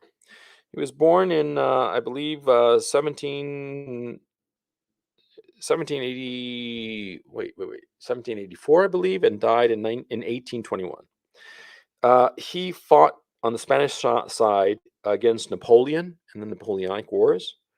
And he was the son of a very prominent man, Ignacio de la Carrera, who was one of the 10 men who signed Chile's Declaration of Independence in 1810. And of course, Ignacio de la Carrera is my forefather. Jose Miguel Carrera was extremely charismatic. He was the oldest of 4 brothers and a sister. And he was extremely charismatic, extremely capable, had a horrible temper. He was a womanizer. Um, he was, in many ways, he was a great man. And his life ended tragically. He was betrayed by the man who today is considered like the father of the country. And there's been endless disputes between us. He's a man named Bernardo O'Higgins, who's as far as I'm concerned, he's a piece of shit. He betrayed Jose Miguel Carrera. He was a lousy soldier, because Carrera was a great soldier. I mean, truly a great. I'm not saying it because he was my forefather. And O'Higgins died in exile. Okay.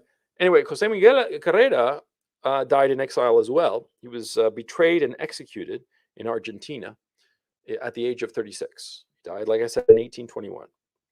Now, what was interesting was, I know the history of Jose Miguel Carrera intimately. Of course I do. I mean, if you descend from somebody prominent, okay, of course, all the descendants are going to know about it. Jose Miguel Carrera is like a big deal in my family, of course. So I knew all the history and all the rest of it. But what was interesting was that on the second trip, I started seeing incredible parallels between Jose Miguel Carrera and myself. Now, what's interesting is that, see, Carrera's life ultimately was not a great success. He died in exile in the middle of fighting the Revolutionary War. He had been the first president of Chile. Then the Spaniards had reconquered Chile, and he'd been forced into exile. He'd gone to America, where he'd convinced the Americans to give him a bunch of ships, and he brought the ships back to Argentina. And in Argentina, they were confiscated, and all kinds of problems. I mean, great successes and great failures. That had been his life. I started seeing very clearly the parallels between his life and my own. And in an odd way, I started to realize that he was more of a father to me than my own father had been. Because the problems of my father had been very, very different from my own. Extremely different from my own. And problems that had alienated me from him. As some of you may know, I have not spoken with my father in decades. I have no interest in dealing with him, and if he dies, I could give a shit. He's just a stranger to me, because shit that happens, and you know how family shit is. Some family shit is like, okay, I'll get over it, and some of it is like, no, fuck you, okay. And so that's the basic problem with my old man. But it was really fascinating, this second trip, because I started seeing parallels between Jose Miguel Carrera's life and my own. And oddly, I understood his relationship with his father oddly paralleled the relationship with my own. And I started seeing connections between his life and my own, and seeing, the generations that separated us, and understanding them. Because you see, I know, Jose Miguel Carrera is the people between myself and Jose Miguel Carrera. Okay, there are 6 generations. There's Jose Miguel Carrera. There's Ignacia de la Carrera, who married Ambrosio Valdés. Ambrosio Valdés had a son called Ambrosio Valdés, and his son was Eduardo Valdés. Eduardo Valdés's daughter, one of his daughters, was my grandmother, Laura Valdés. My grandmother gave birth to my father, Gonzalo Lira, and here I am, Gonzalo Lira Jr., right? So I know the generations that separate us, and I know the intimate history of the people that I mentioned. And what was interesting, I started seeing the ladder between myself and Jose Miguel Carrera. And I started seeing how this ladder went beyond Jose Miguel, beyond Ignacio, his father, and just went on and on and on. And it was like a ladder in my imagination. And I hallucinated this, and yet at the same time, conceptually, I could see it. this ladder that went up and up and up and up and up in a curving spiral manner, and yet gets smaller and smaller. What I was living like on the side of a horn of relationships. But as you climbed up, it became smaller and smaller, of course, because fewer and fewer people as you go back up. Mhm. And yet I could see also that there had been other people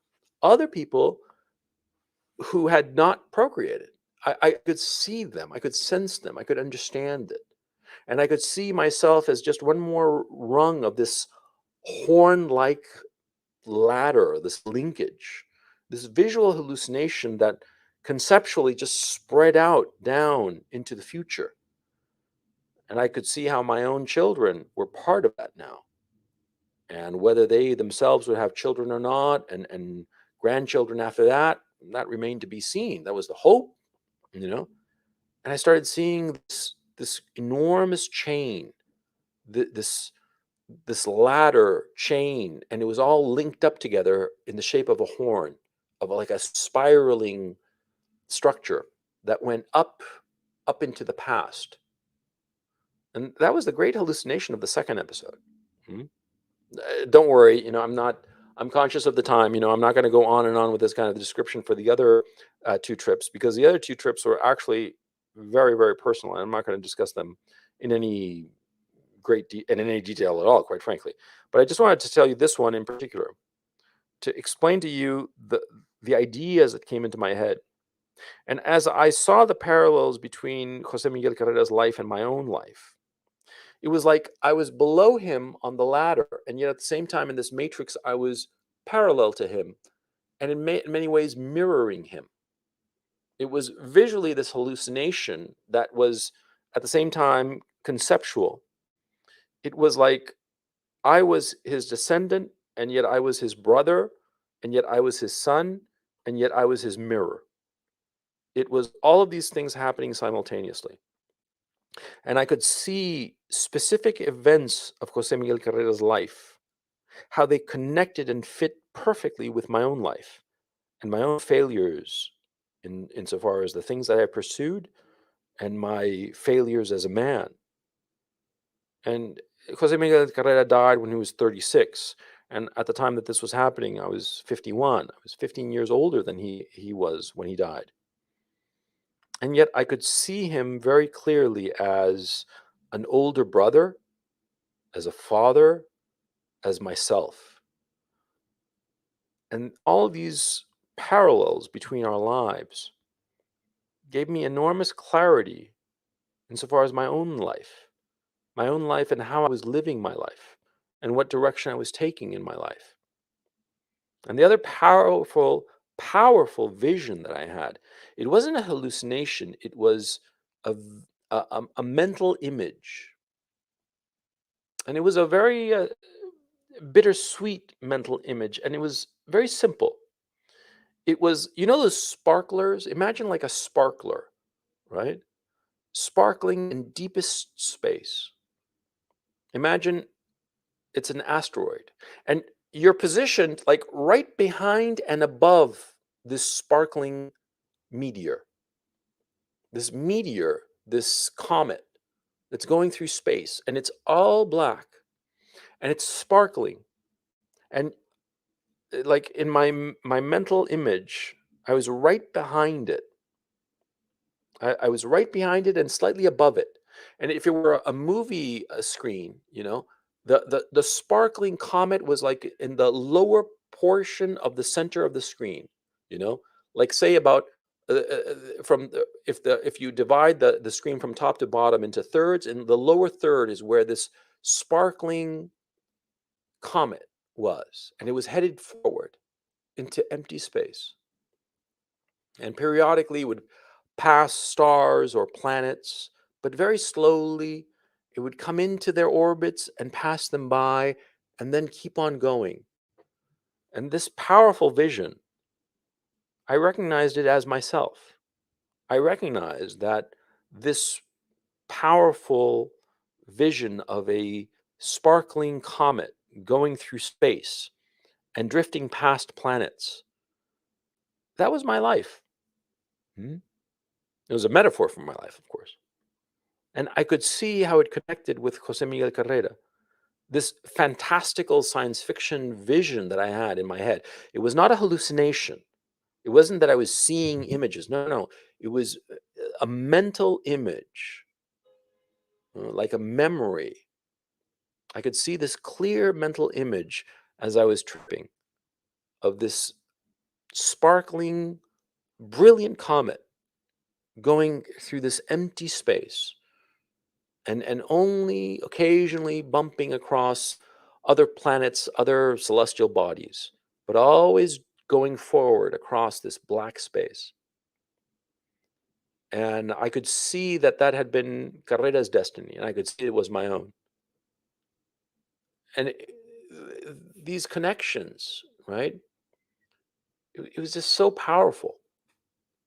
Right? And you asked me, how is it powerful? How, Well, because as I saw the parallels between Carrera's life and my own, and this metaphor of the burning comet going through space, I understood my life better, much, much better, with a clarity that made me feel a little bit foolish because I asked myself, why didn't I see this before, years before? It's so obvious.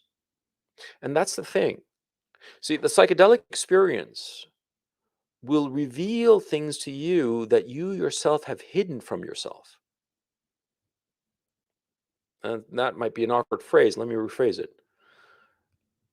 You fool yourself all the time.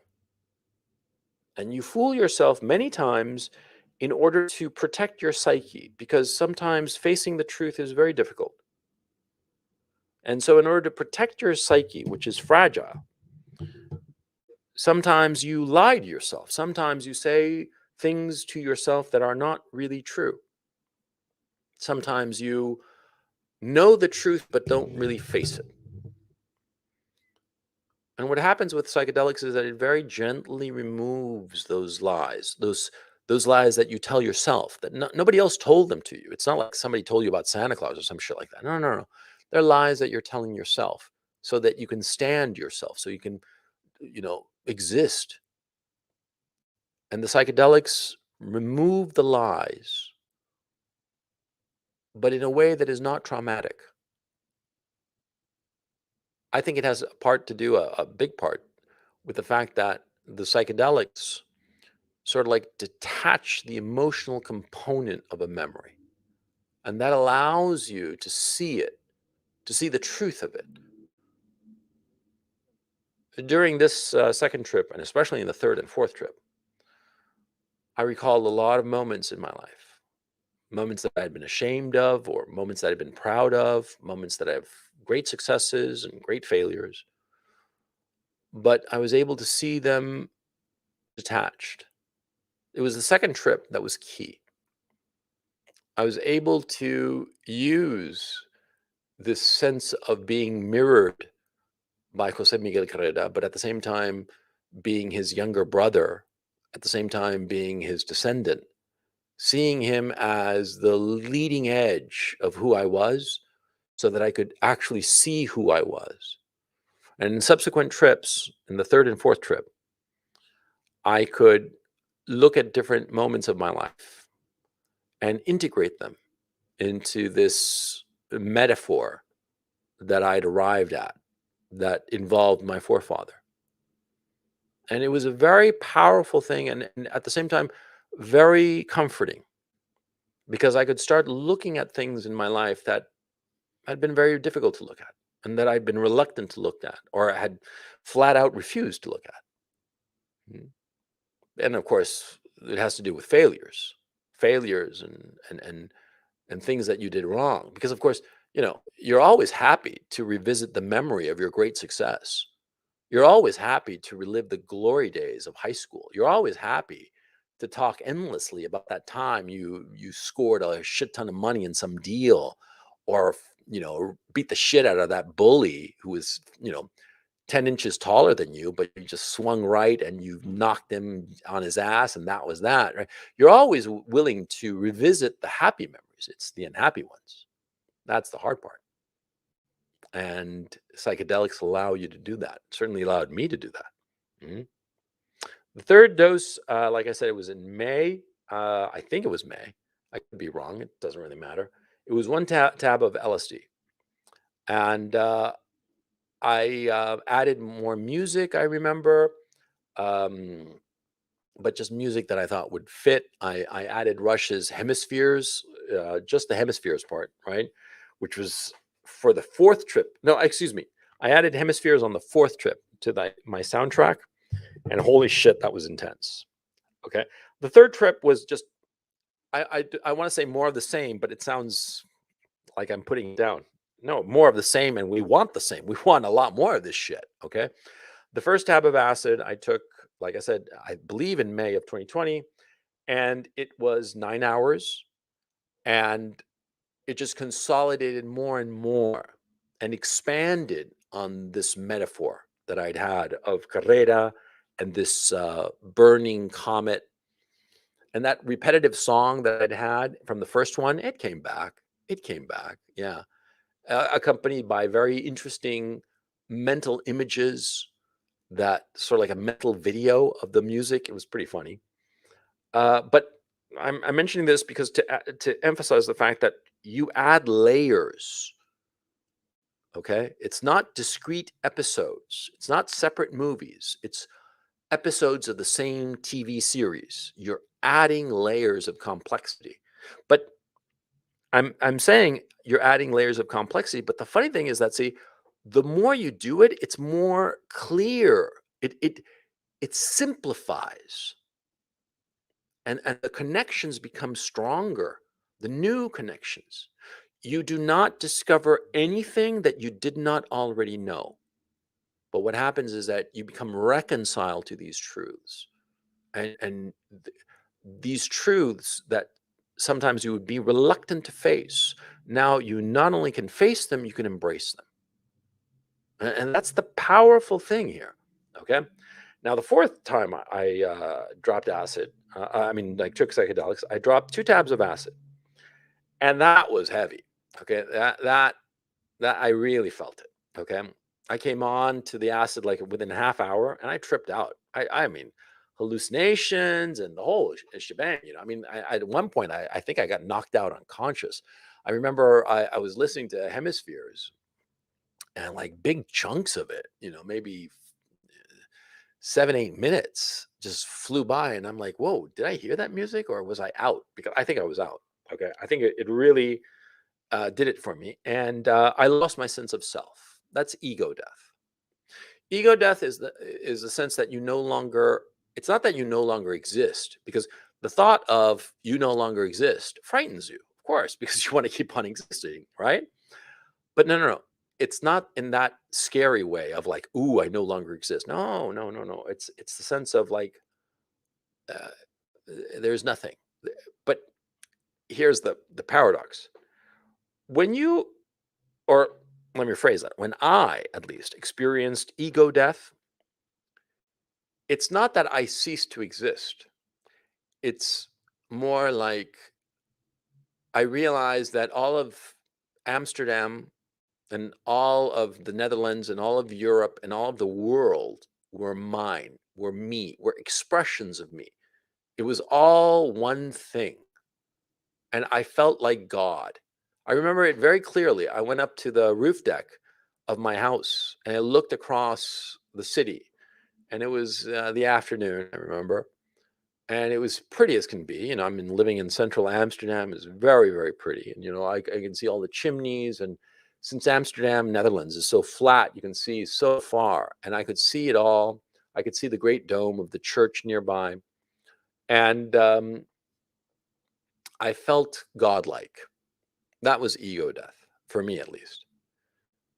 Feeling that everything I saw was an expression of my consciousness, that everything I saw existed because of my consciousness. That it was just merely a reflection of what was in my mind. And that everything had come into being because of my mind, because of my consciousness. I was a god. And that's when I peaked out on the acid. And what was interesting, I experienced like several peaks, and they're a little bit different. The ego death one, as I explained, is the sense of like I am not an individual, but rather I am everything. Okay, that's how I experienced ego death. That my my mind, my consciousness is just spread out and embraces everything, and everything is part of me. Every little brick, every little piece of ceramic piping for any of the chimneys, all of it, everything is me. That was the sense of it, and this notion, not that, oh, I am God, but rather I am everything, God.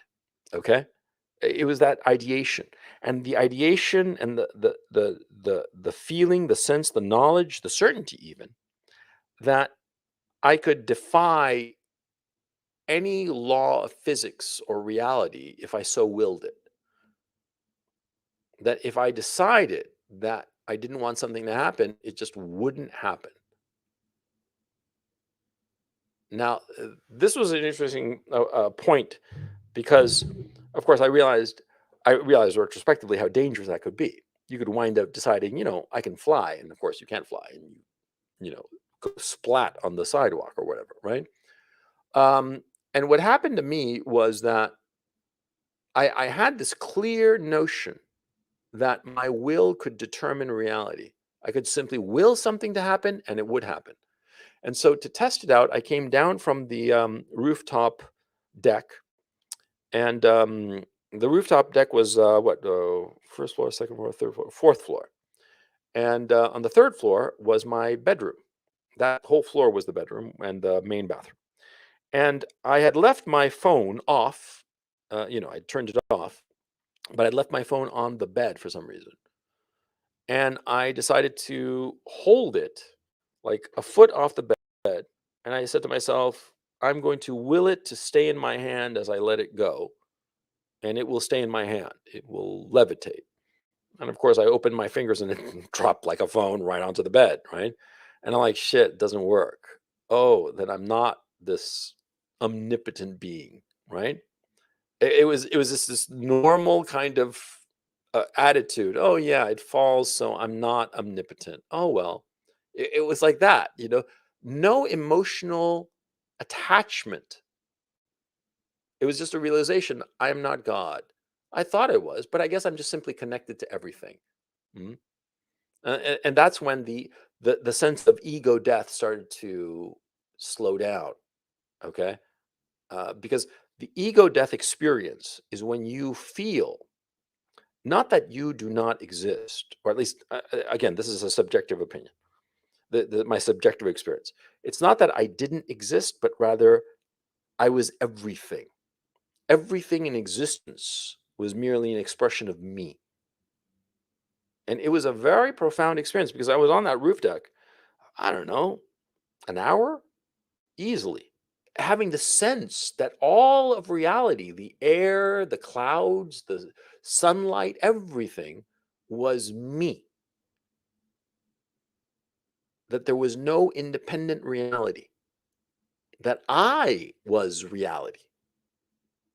And it was an incredibly freeing experience because by losing my consciousness, my sense of self, my ego, and that I was everything, it was like limitless possibilities that anything could happen and that I could dream up anything.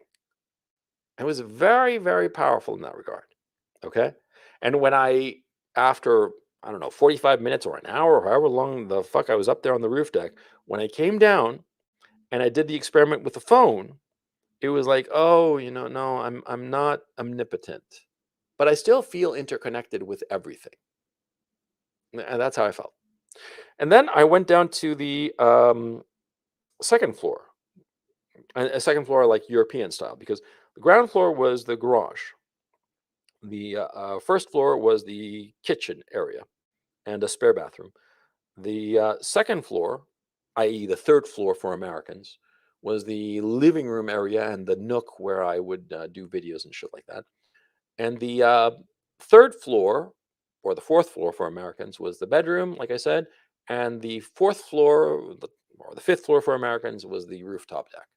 So anyway, I remember I went down to the living room floor. Yeah, that was the second floor European style, third floor American style. And I laid down on the sofa. It was one of these 70s type sofas, right? I rented this place and all of the furniture was like vintage 70s shit. And it was very nice. But anyway, I'm sitting there on the sofa and I start having these weird and very powerful hallucinations, extremely powerful, of like reality getting stretched out. And like I said before, when I showed you with the fingers that you sort of like can see reality beyond. Yeah, but this time around, this really heavy trip, my previous hallucinations had been sort of like images, but sort of like shadows on reality, like the color of shadows, like black. Okay, like these ziggurats that I told you about that I saw spinning, and I saw them in all of the iterations, and that's why I'm convinced that so many of the ancient civilizations, their pyramids and whatnot, came from hallucinations. And because my thinking is that, see, it seems that everybody has the same hallucinations, and it's probably that the hallucinatory drugs, psychedelic drugs, they trigger something that has these stereotypical shapes, and therefore the ancient Mayans and the people in Mesopotamia and Egypt who created these stepped pyramids, yeah, they were all tripping. That's where it came from. But anyway, on the fourth trip, after that sense of ego death, I laid down on the couch. I wasn't sleepy. I just wanted to like chill a little bit, and I started experiencing hallucinations that were not black on reality, like shadows over reality, but rather full color, and it was like stretched out. And I felt like a lot of it had to do with like um, sailboats, sailboats and doors and wood, and it was just a very weird experience. Like um, I felt like I was God still, and that I was just chilling in this body of this middle-aged man, this slightly overweight body of this middle-aged man. It was the weirdest fucking experience, and you know, it went on and on for a while, and then I slowly came down. And throughout the experience, I had profound memories of um, different things that had happened in my life. Now, I'll tell you right now that I haven't mentioned before. In the second, third, and fourth trip, even the first one, I think, there were lots of times when I wept about different things that had happened to me, or different things I failed to do, or different failures in my life, and different miseries in my life, whatsoever they were. There were lots of times where I was just crying, just feeling miserable, you know? I never thought that I'm going to kill myself, okay? It was just disappointment and sorrow, but not anger. This is very important. See, the negative emotions that I experienced were never anger. Mhm. Like I said, it's like that part, the angry part of emotions gets unplugged. See, I was disappointed in myself, disappointed in others. I felt regret. I felt sorrow. I felt sadness. The sadness that you feel sometimes when you see something unjust that happens to somebody else, and you say, "Oh, that's just sad. That's just wrong," you know? But that sadness directed at things that had happened to me. Yeah. It was very powerful. Mhm. I laughed at a lot of things that I had done that I retrospectively thought were so foolish, and cringed at a lot of other stuff. It was like I was reliving so many things. But as I was reliving all these different memories in the various trips, these memories were becoming rearranged. They were becoming rearranged, and the destructiveness of many of these memories was removed. That's the only way I could describe it. Many of these memories, I had refrained from looking at them and thinking about them and remembering them because of how much they hurt and how angry they made me and how infuriated some of them made me. Still, sometimes decades after.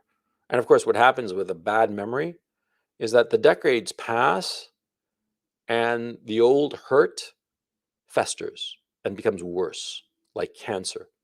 See?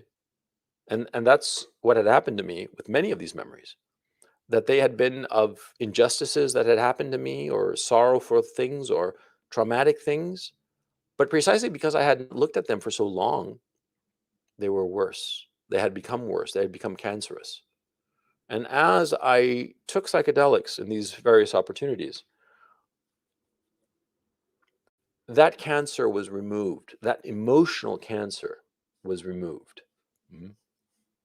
Yeah, that's what happened, and it was extremely cathartic, extremely cathartic. Mhm. And of course, when I was 14 and I'd taken half tabs of acid, it wasn't really enough to get me to that place. Nowhere near.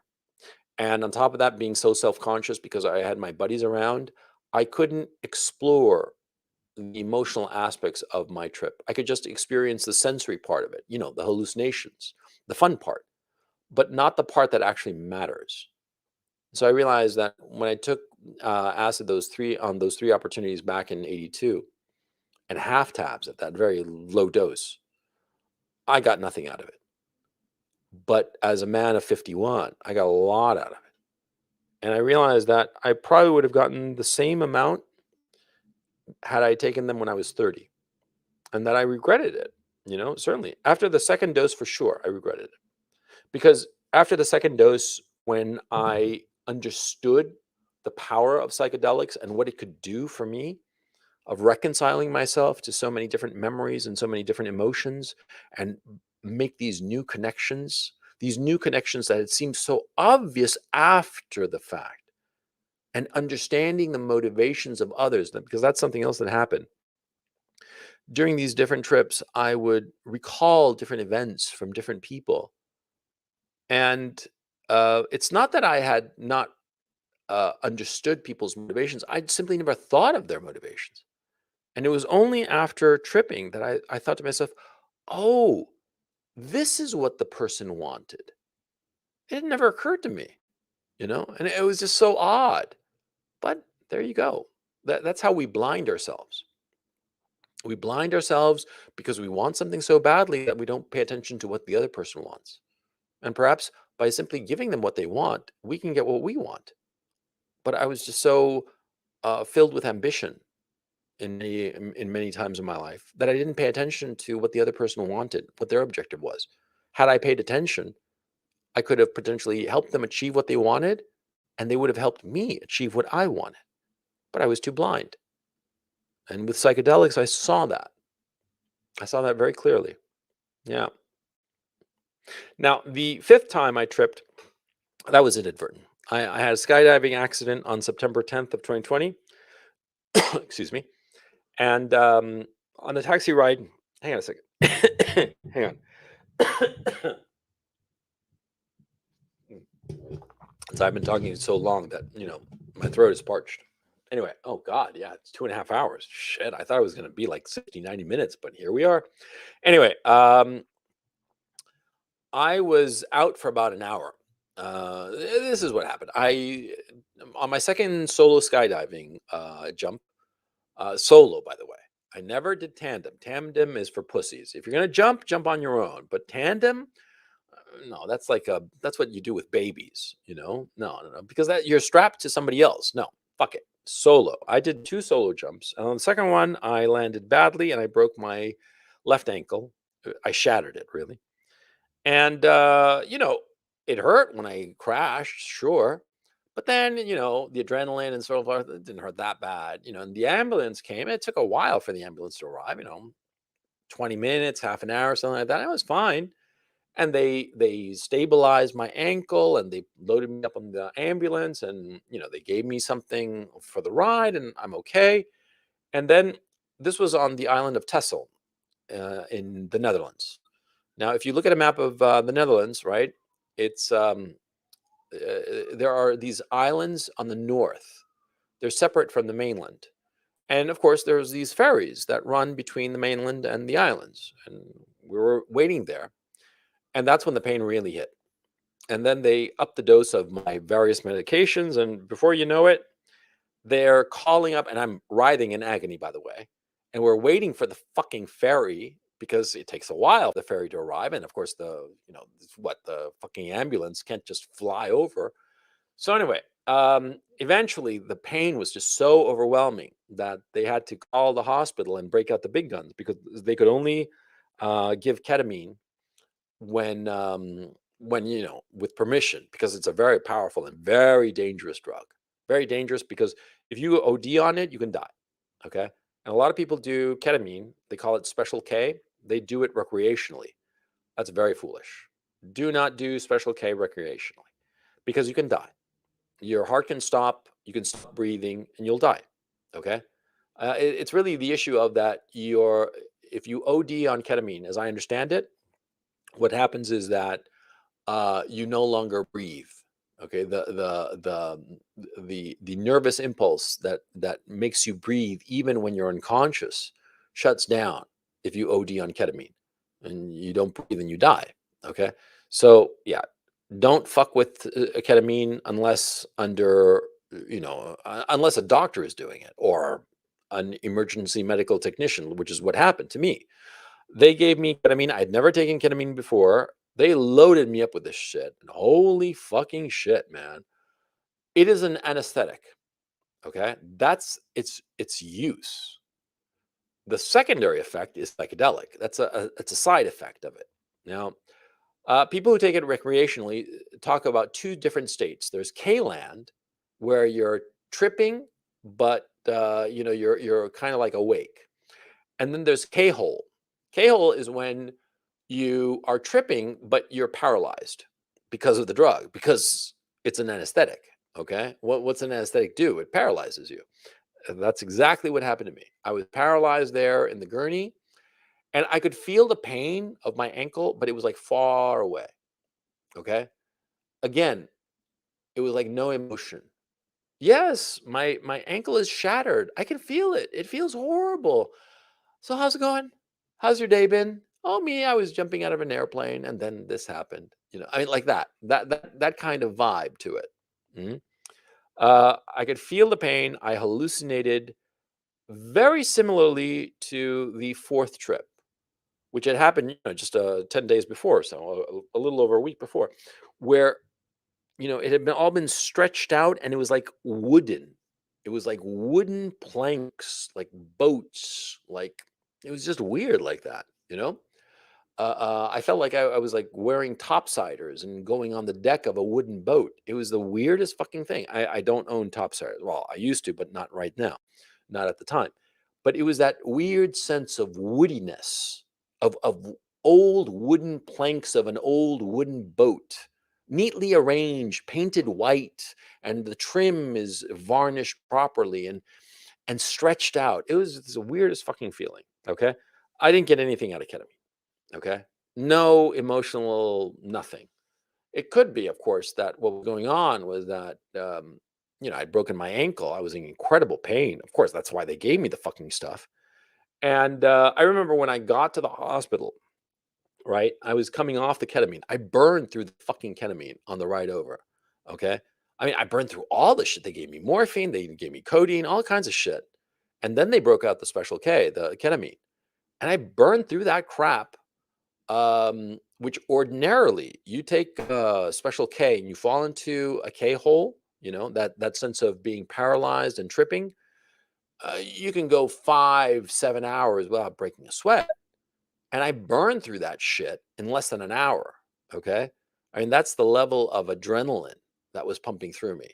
Okay. I don't know if it's the adrenaline or some other chemical that wipes out psychedelics. Okay, but for purposes of this conversation, it doesn't really matter. The biology doesn't matter, just the effects.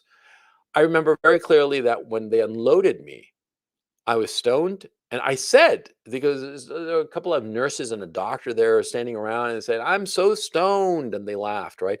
But even then, I realized I'm coming off of it. Okay. And I got to the emergency check-in and all the rest of it, and I was still like, I was stoned, but I could feel that I was coming out of it. And it must have been another 45 minutes or so, and then I was out of it. I was in incredible pain, but I was no longer stoned on ketamine. So the whole experience must have lasted maybe an hour and 45, 2 hours tops, from injection to being totally sober. Okay. And and like I said, they loaded me up, because they loaded me up with so much ketamine. I remember that when I got off the ambulance, I couldn't raise my arms. Okay. They had me strapped in, because they always strap you in on when they put you on a gurney in an ambulance. Okay. So you don't roll over or anything of the sort. Or if the ambulance gets in an accident, you'll stick to the gurney. But anyway, but my arms were free. They weren't strapped down. I couldn't raise them. Okay. That's how out of it I was. But like I said, 45 minutes after we arrived at the hospital, I can move my arms around. I can lift up my head. My ankle is absolutely fucking killing me. And they've made the decision that, okay, we're going to fucking operate right the fuck now, because this shit, we're not going to wait till tomorrow. Because, yeah, And then they loaded me up with something else and knocked me out, and that was it. There was no any kind of insight. It reminded me a lot of the times when I was 14 when I took acid. There was just the high of it, the hallucinations, but no insight whatsoever. No, nothing. And I believe it was the pain and the fact that it was like an emergency situation. And I suspect that if you are self-conscious, if you are in pain or stress of some sort, some immediate stress, like a broken limb, then you're not going to have any kind of the emotional impact. Or let me phrase that: the psychedelics will not have any of the emotional impact that it could have. And that goes back to the issue of set and setting that I mentioned before.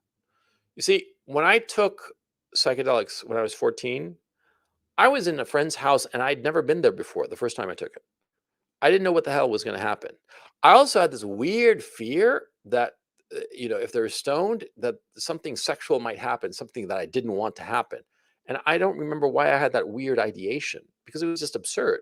Because no homosexual activity had ever happened to me in any sense at all. None ever has, full stop. But I was like 14, and I remember clearly thinking, "Oh my God, if I get stoned, maybe something bad will happen. Maybe somebody might rape me or something. I better be on my alert. I better be like focused." And you know, and then I started tripping and seeing, a few hallucinations, and I think that preoccupation prevented me from having any kind of emotional result from my psychedelic experience, because I was stressed, because I was in an environment I didn't know. Let me phrase it. I didn't think that I was going to be homosexually raped.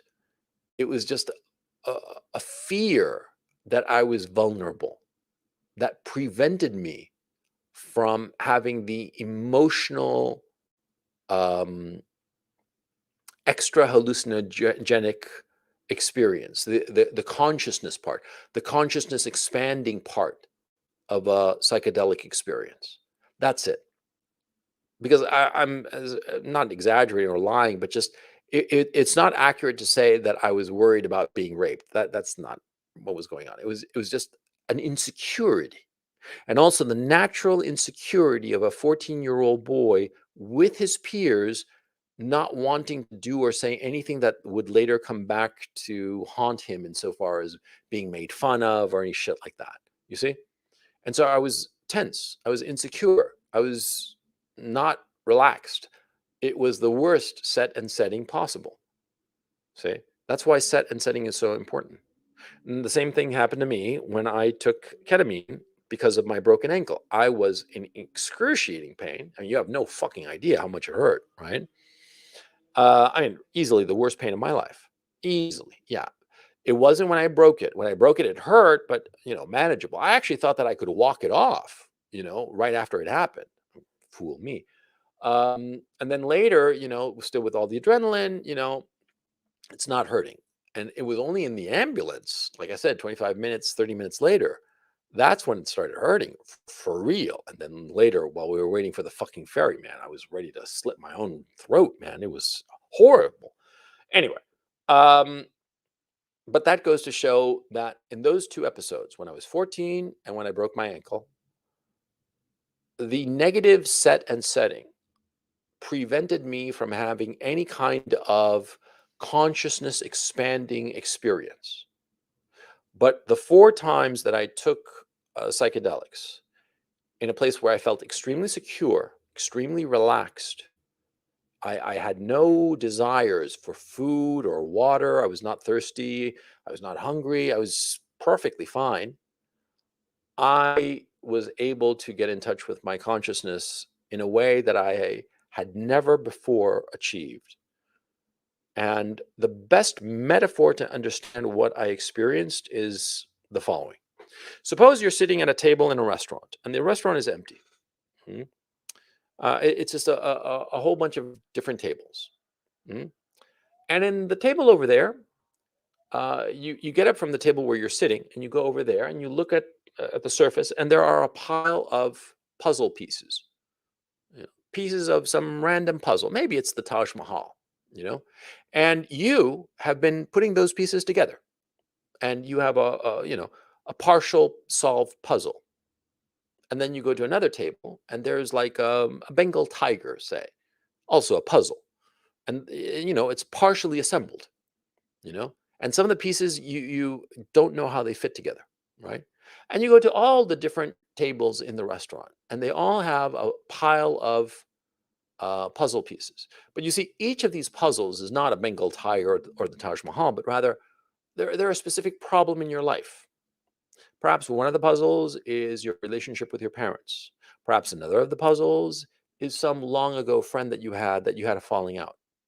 Perhaps another of the puzzles is whatever, okay? Some insecurity you have, some event that happened. It doesn't matter. But all of them involve a strong emotion. And so they're all separate. They're all each of these puzzles in separate tables. Mm? And you're sitting at the main table, if you will, of this restaurant, this empty restaurant where you're the only customer. And you look over there to your left, far away, and there's the puzzle pieces of your relationship with your parents, and to your right, a little bit, in the middle distance, maybe a couple of maybe 3-4 yards away is your relationship with your boss or some shit, right? Okay, so that's your life. And some of these puzzles, you've solved them completely and you understand them completely. And once you have understood them completely, it's sort of like, oh, I understand it, and you're mellow, right? Okay. And some of the other puzzles, of course, on the flip side, you have barely solved, if at all, and they drive you a little bit nuts. They make you very angry and frustrated, right? The way an unsolved puzzle will, especially an unsolved puzzle that you can't seem to solve. You can't seem to put the pieces together, right? That's how you feel when you've had the puzzle. I mean, well, it's all good and fine when you start solving a puzzle and putting the pieces together, and you figure, oh, it's just a matter of time. But what happens if you can't? You're like, what the fuck, motherfucker, right? You know what I'm saying? Right. Okay. So imagine that this is your life, and all these tables have these different piles of puzzle pieces, right? And you take psychedelics in a controlled regime, not just the one time. You have to do it several times. Like I said, so far I've done it 4 times, and I plan to go on another cycle starting soon, as a matter of fact. Anyway, you go on these various trips. mm, And what happens is that all of a sudden, rather than be separate tables, this main table you were sitting at, it sort of like spreads out and connects all the tables. And all of a sudden, you're in the middle of just a single table.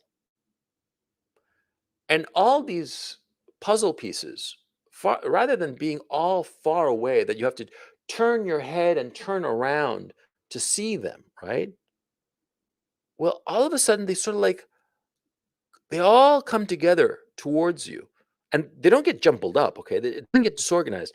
It's like they're all right in front of you, spread out right in front of you, and you can see them all at a single glance. You can see all the puzzles. And the weird part is that a lot of the puzzles have been solved a lot more. Even the unsolvable puzzles have now clearly they've been solved by quite a bit, okay? And what's most fascinating of them all is that you start to see how these different puzzles are not separate. They all fit in ways that are unanticipated, that you'd never expected. But then retrospectively, once you see how they fit, it's so obvious. That correspondence between myself and my ancestor that I mentioned before, I'd known this man's history intimately. It was like mother's milk to me. Of course, I'm going to know it intimately, right? The great hero of our family, distinguished soldier, the first president of Chile, the man who implemented who founded the first newspaper in Chile, the first free newspaper in Chile, who commissioned the first flag of Chile, the man who freed all slaves in Chile, the man who abolished all titles of nobility. Well, that one I'm a little bit upset about because had it not been for him, I'd be a baron today. A baron or a viscount. Some cousin of mine once figured it out. But anyway, yeah, he did a lot of shit that you'd be proud of. So of course I'm going to know his history, but I'd never realized all these parallels between his life and my own. And I'd never realized the truth about so much of my life because it had been obscured by emotion. You guys know me to be a very pragmatic guy. You guys know me to be very, as far from ideological as possible. I'm pragmatic, realistic. I want to see the world as it actually is. And the thing is, see, the thing that clouds our judgment so often is emotion. Emotion is what clouds our judgment, of course, because we want things and our emotions compel us. And sometimes our emotions overwhelm our ability to see reality. And so this is I hate to use the word, but this is the trippy part. See, psychedelics are incredibly useful precisely to the man who is a realist and pragmatic and tries hard to look at the world as it actually is. Because psychedelics remove the emotional component to your memories and allows you to see them as they actually were. And that's again, that's why it's so trippy, pun intended this time, I suppose, that psychedelics are the tool of men who are realists. They are the drug for individuals who are realists. I know how insane that sounds, but that's the truth. Because other drugs really do make you elude reality. Marijuana. I smoke dope lots of times. Marijuana is a great drug to elude reality. Look at every fucking pothead, for crying out loud. What the fuck is going on with them? They want to elude reality. Cocaine? Cocaine makes you feel great about yourself, i.e., it makes you lie to yourself about who you are. Yeah, you think that you got a bigger dick and a bigger brain and a bigger balls than everybody when you're on cocaine, right? But that's not the truth. It's a lie. And the drug, cocaine, is making you believe this lie, right? I don't know what heroin does, but you get my point, right? Psychedelics remove the lies because it removes the emotion. It doesn't eliminate emotion, it just separates it so that you can see the truth. Now, it's up to you to see the truth, but if you take this path, you'll see it. You'll see the connections. And like I said before, you do not discover any truth that you did not know before. Everything that you discover was already in your heart and in your mind before you took the drug. But what was going on is that the psychedelic, or let me phrase it, what was going on before was that emotions, positive but most likely negative, emotions of sadness, of fear, of anger, of hatred, of rage, they were clouding the reality. And the psychedelic removes that. And that's why it's so incredibly powerful. Now, my long-term side effects. Well, first of all, there's zero addiction. I mean, and look at my schedule. I haven't taken LSD or mushrooms or any kind of psychedelic since September 2nd of 2020. That's what we're coming up on 15 months, 14 months since my last dose, and not once have I thought to myself, "Ooh, I need a," no, not once. Okay, I want to, but the weird thing is I've been feeling like I'm waiting for the right moment. And I think part of the reason that I'm doing this is because I feel that the right moment is coming up. And so maybe it's smart to be doing this presentation, this discussion, so I can like, you know, prep for my next trip, right? But my next cycle of trips, because I'm going to do it again, like once every 2, 3 months for the next year to just explore different aspects of myself. Okay, but zero addiction. Don't worry about it. Me personally, I am more relaxed. That's my in terms of my general demeanor, I'm just more relaxed. Okay. I'm less anxious as expressed by me because I tend to worry about things that are out of my control. I tended, past tense, to worry about things that are out of my control. I'm not sure if it's age or the psychedelics, to tell you the truth, on this particular issue. But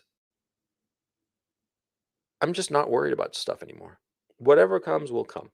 Mm. And I do believe it's the psychedelics. And that's a big part of the reason I wish I'd taken them so much earlier, because I feel that my 30s and my 40s, I spend so much time worrying. I don't worry about anything now. And like, do keep in mind, my financial situation is very good. But in the past, my financial situation had been also very good. And I would worry about stuff all the fucking time. Sometimes I'd get these weird ideas that, something bad might happen. And, I'd be worried and worried. I mean, not exactly OCD, but kissing cousin to it, or a couple of steps below it. Not like OCD that you could go to the shrink and say, oh yeah, you have OCD, but like two steps below that. You know what I mean? I'd be worried about stuff that I didn't have to worry about, or things that were just beyond my control. Now I don't have that at all. You know, and like actually, very recently, something happened to me today, as a matter of fact. I didn't play my cards right, or I don't think I played my cards right. A relationship that I want. I'm not going to say with who or what are the circumstances, but I'm like, no, I don't think I played my cards right. I don't think that that's going to happen. But I'm not worried or anxious about it. It'll be or it won't be. I hope it is, but if it's not, I'll survive. It'll be fine. Nothing to worry about. Nothing. And so I'm not grinding about it. I'm not worrying about it at all. Whereas in the past, and the not too distant past, I'm talking 3 years ago, I would have worried incessantly about it. Or worse, I would have tried to hide away from it. Because that's what I would often do. I would distract myself, deliberately distract myself with something to hide away from a serious problem. And in fact, this mechanism is part of the reason that I became a writer, because a lot of times I would have serious problems. I would be seriously unhappy, and I would turn to writing and as a means of escape from my problems, to avoid that feeling of anxiety over the problems I was having and grinding over my problems. The way to avoid it for me was not marijuana or booze. It was to write stuff, to amuse myself, so I'd be distracted. You know, and that's the source of why I started writing. But after psychedelics, now I don't have that anxiety. I'm just not worried. Not at all. But this brings us to a negative side effect. The fact that I'm not worried or anxious has lowered my motivation, and just across the board. I have less will to fix or improve things, and I'm more passive. I have greater renunciation. I just I just don't give a shit, and I don't make any effort. I'm just not motivated. Huh? And it's seriously disturbing. I'm not 100% on this part. Okay, I understand now that a lot of the rejection of um, of psychedelics, I think that mainstreamers kind of like sensed that this was an effect, that you take psychedelics, enough psychedelics, and you're just like, I don't give a shit. Just no motivation. You're not going to make any effort. And on that score, yes, I can see that, and I would say yes, it's a problem because I've noticed it. I have lower motivation. There are some projects that I wanted to do that I've been taking my sweet time about, or just not doing altogether, even though I want to do them, but I don't seem to be able to work up the motivation to do them. Mhm. And it's deeply disturbing, to tell you the truth, because through most of my adult life, starting really with the age of 22, when I realized I was an English teacher, and I realized, what the fuck am I doing? I was just chasing girls and having a good time, and I'm 22 and I've got nothing to show for it. I'm just a fucking English teacher with just a high school diploma. I'm gonna get fucking nowhere, right? And all of a sudden, boom, like I really got motivated, and I applied to college and got into Ivy League schools, and just then went to Hollywood, and I rolled. I had motivation, I had drive, and after the experience with psychedelics, the cycle that I took, my motivation went way down. And it's not an issue of age. I thought it was an issue of age or an issue of weight, because I had gained quite a bit of weight actually. I was up to 95 kilos. 95 kilos, I don't have a calculator, so you guys figure it out. 1 kilo is 2.2 pounds. So anyway, I was up to 95 kilos, over 200 pounds. And I didn't really care. I was like blimping out, and I just didn't really feel like doing anything. And I started blimping out after my trips.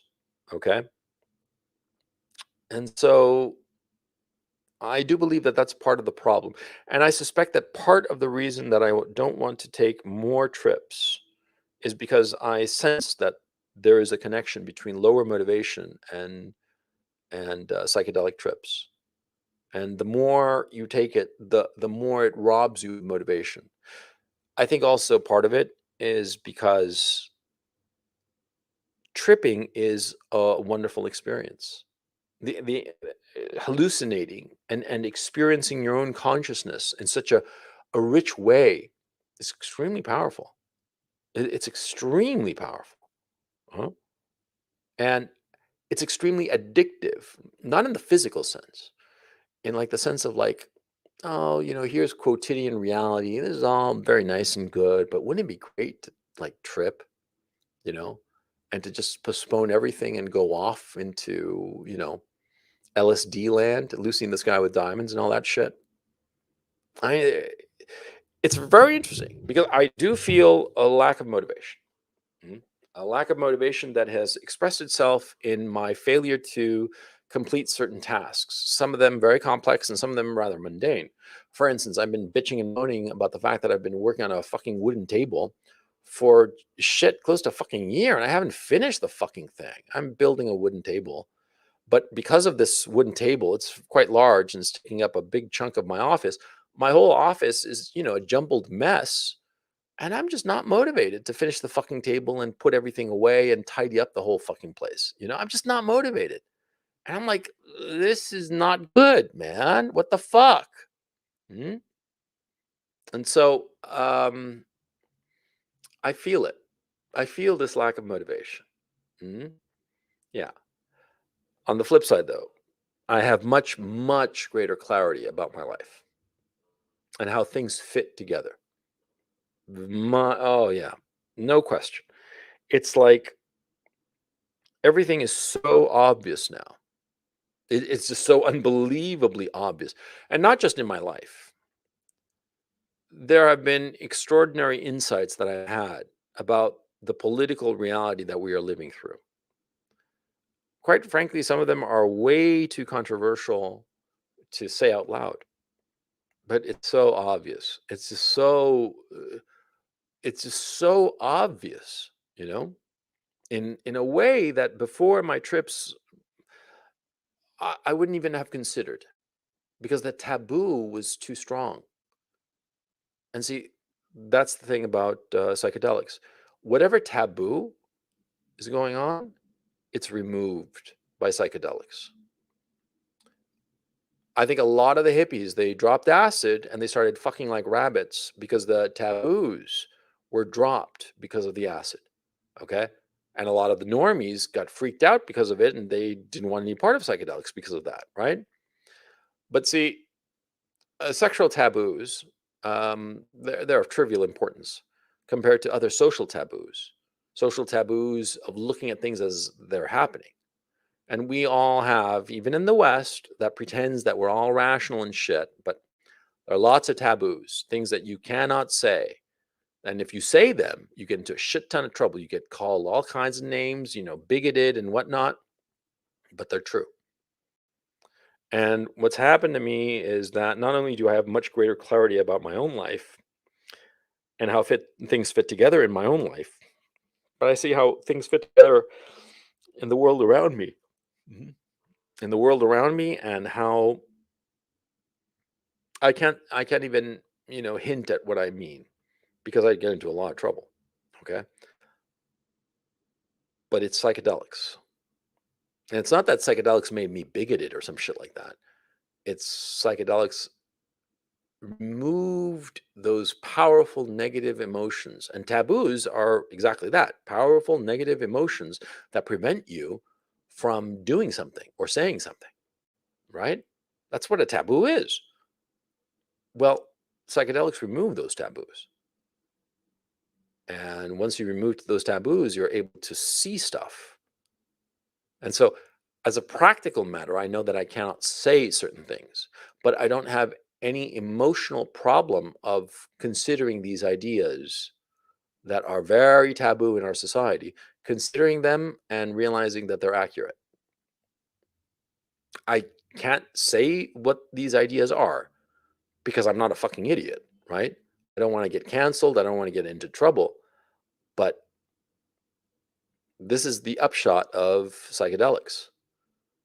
And I suspect that a lot of people who have vested interests in maintaining these taboos do not want people to take LSD or mushrooms or any other psychedelic. Precisely so, they do not break these taboos that are very, very important in our society. Some of these taboos, they're blindingly obvious, but the people who are under their sway don't even realize them. And perhaps that might be you. I mean, there were some taboos that I knew of. Uh, I mean, I'm smart enough to realize all of the taboos before I took LSD, but and mushroom. But now those taboos hold no sway. The only reason I don't mention these issues is because I recognize the practical consequences, the immediate and practical consequences which I want to avoid, and I'm figuring out ways to avoid them and yet be able to say what I want to say. You see, but that's for a different story. But you see what I'm saying, right? And finally, the other thing that has happened to me is that I have far more flexibility and dexterity at connecting disparate ideas. Now, what does this mean? See, I started as a writer, and not to sound like an asshole, but I got a lot of IQ points. Insights come to me very easily. Insights and understanding of things and how things work, guessing correctly the internal mechanisms of whatever process is going on. I'm a smart guy. I'm a smart guy, and being a writer gets you into the habit of connecting different ideas that are not obviously compatible, right? But I've noticed that after my cycle of trips, that ability has been kicked up a couple of notches. I can connect really random ideas now and see how they fit together much better than before or more than before. I mean, you got to keep in mind as a writer, that's your job. You're connecting different ideas into interesting shapes, new shapes. But I can do that even better now. I mean, I feel like a fucking Superman insofar as that's concerned at this point. I can, between the greater clarity and the ability to put shit together in my head, it's like, dude, it's like a quantum leap. It really has expanded my consciousness. Mhm. Mhm. But at the expense of motivation. Mhm. At the expense of, excuse me, the ability to articulate and express these insights. Excuse me a minute. Oh man, my throat is so incredibly we've done 3 hours. Holy shit. God damn, man. Unfortunately, I'm gonna wind down the thing without questions because my voice is giving out. Okay. Sorry about that, guys. I wish I could take questions, but I mean you understand. um anyway, yeah, I'm smarter because of psychedelics. Smarter but less motivated. Mm. Because there's something else that's happened with ego death. Um, that sense that I was interconnected with all of reality and that all of reality was an expression of my consciousness. That's what basically ego death is. The sense that you're God, but you're everything. Okay. It's not that you're a big white man up in the sky. No, no, no. Or an all powerful being. No, no, no. It's that everything is connected to you. Everything, every atom, everything around you is just an expression of your consciousness. You are it. Okay. And I think that the lack of motivation that I've experienced as of late, which I have experienced, it comes from that ego death. In that sense that, I'm everything. So I don't need to do anything. Mhm. I mean, you cannot look at something and think that it's all going to be positive. There has to be negatives. The lack of motivation is a big negative. The fact that people who are vehemently pro psychedelic rarely achieve anything. That kind of like proves the point. Mhm. People who are pro psychedelics, they don't seem to achieve much in life. They don't seem to be very motivated, or their ambitions are very, very small, extremely small, which would make complete sense. After you've experienced ego death, you're like, why am I going to bother getting like the big office and all that shit? Why bother? What's the importance of it? See? Because with greater clarity, with ego death, because think of it, why do you want a big office with a lot of people reporting to you? Because you want to feel important, because your ego is demanding it. But if you kill your ego by way of psychedelic trips, hmm, once it comes back to life after the end of the psychedelic trip, well, it's going to be grossly diminished in the sense that you're not going to have the desires that you used to have. You're not going to have a need for a big office. You'll be perfectly fine in a little cubicle, puttering around with your ideas. You won't give a shit. It won't be important. And that's what happens with psychedelics. Your motivation does diminish, no question. And you have to ask yourself if that's a price worth paying. I personally think that it is. I think that the insights that you get from psychedelics are so powerful and so important to your basic happiness that losing some motivation is not that high of a price to pay. Mhm. Also, I'm noticing something else. As of late, the last 60 days, 90 days, I've started to notice an increase in my motivation. That I am a little bit more driven than I was before. I'm noticing it with this stupid fucking desk. Mhm. That I'm like, okay, I'm gonna finish this fucker, and I'm moving in that direction of finishing the fucker. You know what I mean? And there's been some other things too, building certain relationships with other people and such, I feel that I'm starting to get more motivated. And that's part of my reason for my reluctance to go on another trip, because I love the insights that I've gathered. I love the clarity that I have when I view the world. But the idea of, you know, having my motivation diminished, not quite neutered, but diminished, noticeably diminished. Just as I said that I noticed as a writer that my mental flexibility and my dexterity at connecting different ideas has increased. Well, that's a which is a positive thing. I noticed that my motivation has decreased in roughly equal amounts, but I do feel that it's coming back. Mhm. So I don't know. I'm of two minds about it. But like I said, everything comes with pros and cons. Would I do this again? Yes, absolutely. Like I said before, I wish I'd been able to do it. I wish I'd had the brains to do it back when I was 30, 29, something like that. When I was like starting my career as a novelist and a little bit lost and whatnot. I think it would have done me a lot of good. Uh, and the lowered motivation, I mean, I don't want to oversell the lowered motivation because I do feel lower motivation. And yet here you have me on Patreon, and I've been religious about completing my webinars and my videos for you guys. I've never missed it, you know. So it's a and there is other work things that I do that of course you don't know about, but take my word for it. Of course, obviously I have other shit that I have on the plate that I've done consistently. I think what happens is that when I talk about lowered motivation, it's I do what I have to do and what I've committed to doing. I do it well. I take care and I put craft into what I'm doing.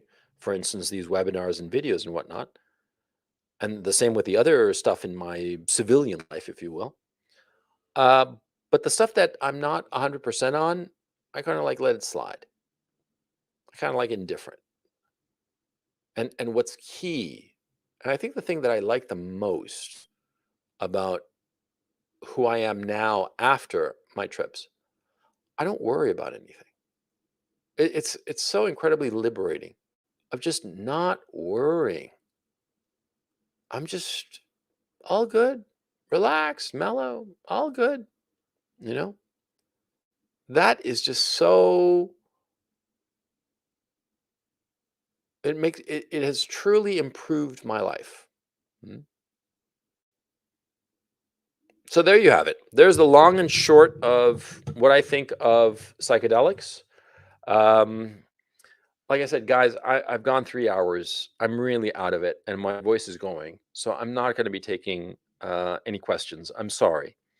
Um, in December 21st or around then, that's when I'm going to do my next AMA. And you can ask me all you want there. Okay.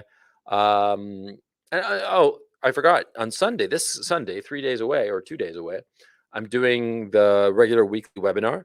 And so, okay, I'll set aside a time in this upcoming Sunday, November 7th, weekly webinar. I'll set at the end of the show questions about psychedelics, questions and comments about psychedelics. Yeah, that seems fair. That seems fair. Hit me with a +1 if you think that's fair. I'll wait for you guys to catch up. And let me just get back on screen so you can still see that I'm still alive. And there we go. There we go. So hit me with a +1 if you think that doing a little 5 minutes, oh, no, let's make it 15 minutes, 20 minutes on this upcoming show is fair, because sorry guys, my voice is shot, and thanks guys, I appreciate it. My voice is shot, and 3 fucking hours, that's a long fucking time. So, enough of my yapping. So that's all for this broadcast. Yeah, and I've already recorded and uploaded the missing video that I missed because of my bout with COVID. It'll appear tomorrow at 9 or 10 a.m. Eastern Standard Time. And yeah, it's all set. I think you'll enjoy it. It's about why liberal soy boys are much, much worse than liberal women. Yeah. No, yeah. I think that you're going to get a big kick out of it. So, anyway, thank you so much for watching, and I will catch you next time.